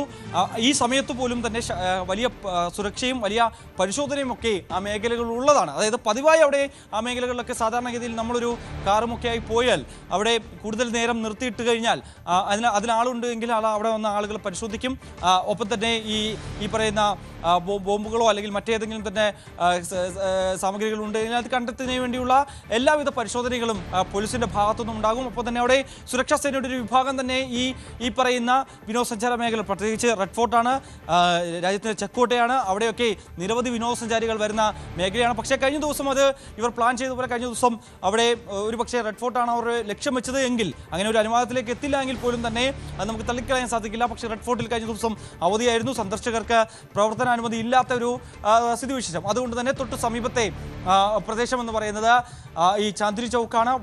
വളരെ ആളുകൾ തിങ്ങിക്കൂടുന്ന ഒരു പ്രദേശം. അവിടെ നിരവധി കെട്ടിടങ്ങളുണ്ട്, ചെറു കടകളുണ്ട്, വ്യവസായങ്ങൾ നിരവധിയുള്ള ഒരു മാർക്കറ്റ്, ചാന്ദിനി ചൗക്ക് മാർക്കറ്റ്. അവിടെ ആയിരങ്ങൾ വന്നു പോകുന്ന ഒരിടങ്ങളാണ്. അത്രത്തോളം തിങ്ങി നിറഞ്ഞാണ് അവിടെ ആളുകൾ വന്നു പോയിക്കൊണ്ടിരിക്കുന്നത്. അവിടെ വൈകിട്ട് ഒരു 5 മണിക്ക് ശേഷമൊക്കെ, രാവിലെയൊക്കെ തിരക്കുണ്ട് എങ്കിലും പോലും തന്നെ വൈകിട്ട് ഒരു 5 മണിക്കൊക്കെ ശേഷം വ്യാപകമായ തിരക്കാണ് അവിടെ ഉണ്ടാകുന്നത്. നമുക്ക് പറഞ്ഞറിയിക്കുന്ന തരത്തിലും അത്രത്തോളം ആളുകൾ ഇങ്ങനെ നടന്നു പോകുമ്പോൾ ദേഹത്ത് തട്ടി ഉരുമ അല്ലെങ്കിൽ ആ രീതിയിലല്ലാതെ നടക്കാൻ പറ്റത്തില്ല. അത്രത്തോളം തിരക്കുകൾ, വീക്കെൻഡ് അല്ല എങ്കിൽ പോലും തന്നെ ഈ വർക്കിംഗ് ഡേയ്സിൽ പോലും ആ രീതിയിലുള്ള തിരക്ക് അനുഭവപ്പെടുന്ന പ്രദേശമാണ് ചാന്ദിനി ചൗക്ക് മാർക്കറ്റ് എന്ന് പറയുന്നത്. അവിടേക്ക് ഒരു അറ്റാക്ക് നടത്താനായിരുന്നു ഇവരുടെ ലക്ഷ്യം. അത്തരത്തിലുള്ള സാധ്യതകൾ കൂടി അന്വേഷണ സംഘം ഇപ്പോൾ പരിശോധിക്കുന്നുണ്ട് എന്നുള്ളതാണ്. അതായത് ഈ കാർ അവിടെ നിന്ന് 3 മണിക്കൂർ നേരം ഈ ലാൽക്കില മെട്രോ സ്റ്റേഷന്റെ സമീപത്തെ പാർക്ക് ചെയ്തിരുന്നു. അതിന് ശേഷം അവിടെ നിന്ന് വാഹനം പുറപ്പെടുന്നു. നേരെ 300 മീറ്റർ കഴിഞ്ഞാലാണ് ഈ സ്ഫോടനം നടന്ന ആ പ്രദേശമെന്ന് പറയുന്നത്. അവിടെ ഒരു ട്രാഫിക് സിഗ്നലുള്ള ഒരു ജംഗ്ഷൻ എന്ന രീതിയിലാണ്. അവിടുന്ന് ലെഫ്റ്റ് സൈഡിലേക്ക് പോകുമ്പോഴാണ് ഈ പറയുന്ന റെഡ് ഫോർട്ടിന്റെ പ്രധാന കവാടം എന്ന് പറയുന്നത്. അവിടുന്ന് ഏകദേശം 300 മീറ്റർ മാത്രം, 300 മുതൽ 400 മീറ്റർ മാത്രമാണ് ഈ റെഡ് ഫോർട്ടിലേക്ക് ആ ട്രാഫിക് സിഗ്നലിന് സമീപത്ത് നിന്ന് ഏകദേശം ദൂരമുള്ളത്. ആ ഭാഗത്തെത്തിയപ്പോഴാണ് ഇവ ഈ സിഗ്നൽ വീഴുകയും അവിടെ വെച്ച് വലിയ ഉഗ്രസ്ഫോടനത്തോടെ ഇത് പൊട്ടിത്തെറിക്കുകയും ചെയ്യുന്നത്. തൊട്ട് സമീപത്തെ റൈറ്റ് സൈഡിലേക്ക് തിരിയുമ്പോൾ അവിടെ നിന്ന് ഒരു 100 മീറ്റർ മാത്രമാണ് ദൂരം. അവിടെ ഒരു ജൈനക്ഷേത്രമുണ്ട്, 800 വർഷം പഴക്കമുള്ള ഒരു ജൈനക്ഷേത്രം. ആ ക്ഷേത്രത്തിൽ നിരവധി വിനോദസഞ്ചാരികൾ എത്തുന്നതാണ്, ഭക്തരെത്തുന്നതാണ്. അവിടെ ദർശനം നടത്തുന്നതിന് വേണ്ടി മുൻകാലങ്ങളിലും എല്ലാ കാലത്തും അവിടെ ആളുകൾ എത്തുന്നതാണ്. അതായത് ഇത് ഭീകരാക്രമണമാണോ എന്നതിലേക്കാണ് ഇനി കാര്യങ്ങൾ അറിയേണ്ടത്. എന്തായാലും രാജ്യത്ത് നടക്കുന്ന എല്ലാ ഭീകരാക്രമണവും രാജ്യത്തിന് നേരെ നടക്കുന്ന യുദ്ധപ്രഖ്യാപനമായി കരുതും. അതിനുശേഷം അത്തരത്തിലുള്ള നടപടികൾ ഉണ്ടാകുമെന്ന് കേന്ദ്ര സർക്കാർ പറഞ്ഞതിന് പിന്നാലെയാണ് ഇപ്പോഴത്തെ വലിയ ആക്രമണം ഉണ്ടായിരിക്കുന്നത്. എന്താണ് സംഭവിച്ചത്, ഇതിന് പിന്നിൽ ആരൊക്കെ ഇനി ഒളിഞ്ഞിരിപ്പുണ്ട് എന്നൊക്കെ കണ്ടെത്തേണ്ടതുണ്ട്. അത് ഉത്തരം നൽകേണ്ടത് സർക്കാർ വൃത്തങ്ങളാണ്. ആ വാർത്ത, അത്തരത്തിലൊരു വിവരം നമുക്ക് ഉടൻ ലഭ്യമാകുമെന്ന് പ്രതീക്ഷിക്കുന്നു. MG മിഥുനാണ് വിവരങ്ങൾ നൽകിയത്.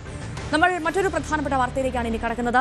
നടൻ ധർമ്മേന്ദ്രയുടെ മരണ വാർത്ത നിഷേധിച്ച കുടുംബം. തെറ്റായ വാർത്തയാണ് പ്രചരിക്കുന്നതെന്നും പിതാവ് സുഖം പ്രാപിച്ചു വരികയാണെന്നും മകൾ ഇഷ ഡിയോൾ സമൂഹമാധ്യമത്തിൽ കുറിച്ചു. അജയ് സുധാ ബിജു വിവരങ്ങൾ നൽകുന്നു. അജയ്, ധർമ്മേന്ദ്രയുടെ മരണ വാർത്ത വലിയ തരത്തിൽ പ്രചരിക്കുകയായിരുന്നു സമൂഹ മാധ്യമങ്ങളിലടക്കം. പക്ഷെ അത് തെറ്റാണ്, അദ്ദേഹം സുഖം പ്രാപിച്ചു വരുന്നു എന്നാണ് കുടുംബം നൽകുന്ന വിവരമല്ലേ? അതെ, തീർച്ചയായിട്ടും ആശ്വാസകരമായിട്ടുള്ളൊരു കാര്യം തന്നെയാണ് നമുക്കിപ്പോൾ അറിയാൻ സാധിക്കുന്നത്. ധർമ്മേന്ദ്ര മരിച്ചു എന്നുള്ള രീതിയിൽ വലിയ ഒരു പ്രചാരണം ഉണ്ടായിരുന്നു.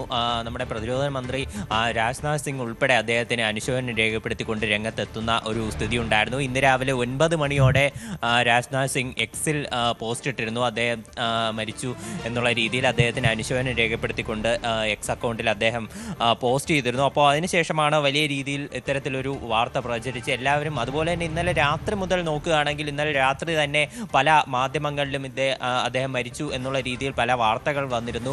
എന്നാൽ ഇന്നലെ രാത്രി തന്നെ അദ്ദേഹത്തിൻ്റെ മകനായിട്ടുള്ള ബോബി ഡിയോൾ ഉൾപ്പെടെ പ്രതികരിച്ചതാണ് കുടുംബത്തിൻ്റെ സ്വകാര്യത മാനിക്കണം, ഇത്തരത്തിൽ അസത്യമായിട്ടുള്ള വാർത്തകൾ പ്രചരിപ്പിക്കരുതെന്ന് ഇന്നലെ അദ്ദേഹത്തിൻ്റെ മക്കൾ ഉൾപ്പെടെ വ്യക്തമാക്കിയതാണ്. ഇന്ന് ഇപ്പോൾ രാവിലെയാണ് വീണ്ടും അദ്ദേഹം മരിച്ചു എന്നുള്ള രീതിയിലുള്ള വാർത്തകൾ വലിയ തരത്തിൽ പ്രചരിച്ചത്. പിന്നീട് പല ദേശീയ മാധ്യമങ്ങൾ ഉൾപ്പെടെ അദ്ദേഹത്തിന് അനുശോചനം രേഖപ്പെടുത്തിക്കൊണ്ട് രംഗത്തെത്തുന്നു. അതുപോലെ തന്നെ രാജ്നാഥ് സിംഗ് പോലെ ഇപ്പോൾ മന്ത്രി അടക്കം ഇപ്പോൾ അനുശോചനം രേഖപ്പെടുത്തുന്ന ഒരു ഘട്ടമുണ്ടായി. അപ്പോൾ ഇത്ര വലിയൊരു സാഹചര്യത്തിലാണ് ഇപ്പോൾ ഈ ഒരു അദ്ദേഹം മരിച്ചിട്ടില്ല എന്ന് അദ്ദേഹത്തിന്റെ പിന്നെ ഹേമമാലിനിയുടെയും നടൻ ധർമ്മേന്ദ്രയുടെ മരണ വാർത്ത അത് തെറ്റാണ് എന്ന് നിഷേധിച്ചുകൊണ്ട് കുടുംബം രംഗത്ത് വന്നിരിക്കുന്നു. അദ്ദേഹം സുഖം പ്രാപിച്ചു വരുന്നു എന്നുള്ള സന്തോഷമുള്ള വാർത്തയാണ് പ്രേക്ഷകരുമായി പങ്കുവയ്ക്കാനുള്ള അജയ് സുധാ ബിജുവാണ് വിവരങ്ങൾ നൽകിയത്. 9 മണിയുടെ വാർത്ത സമയം ഇവിടെ പൂർണ്ണമാവുകയാണ്. ഇടവേളയ്ക്ക് ശേഷം ന്യൂസ് 10 കാണാം. നമസ്കാരം.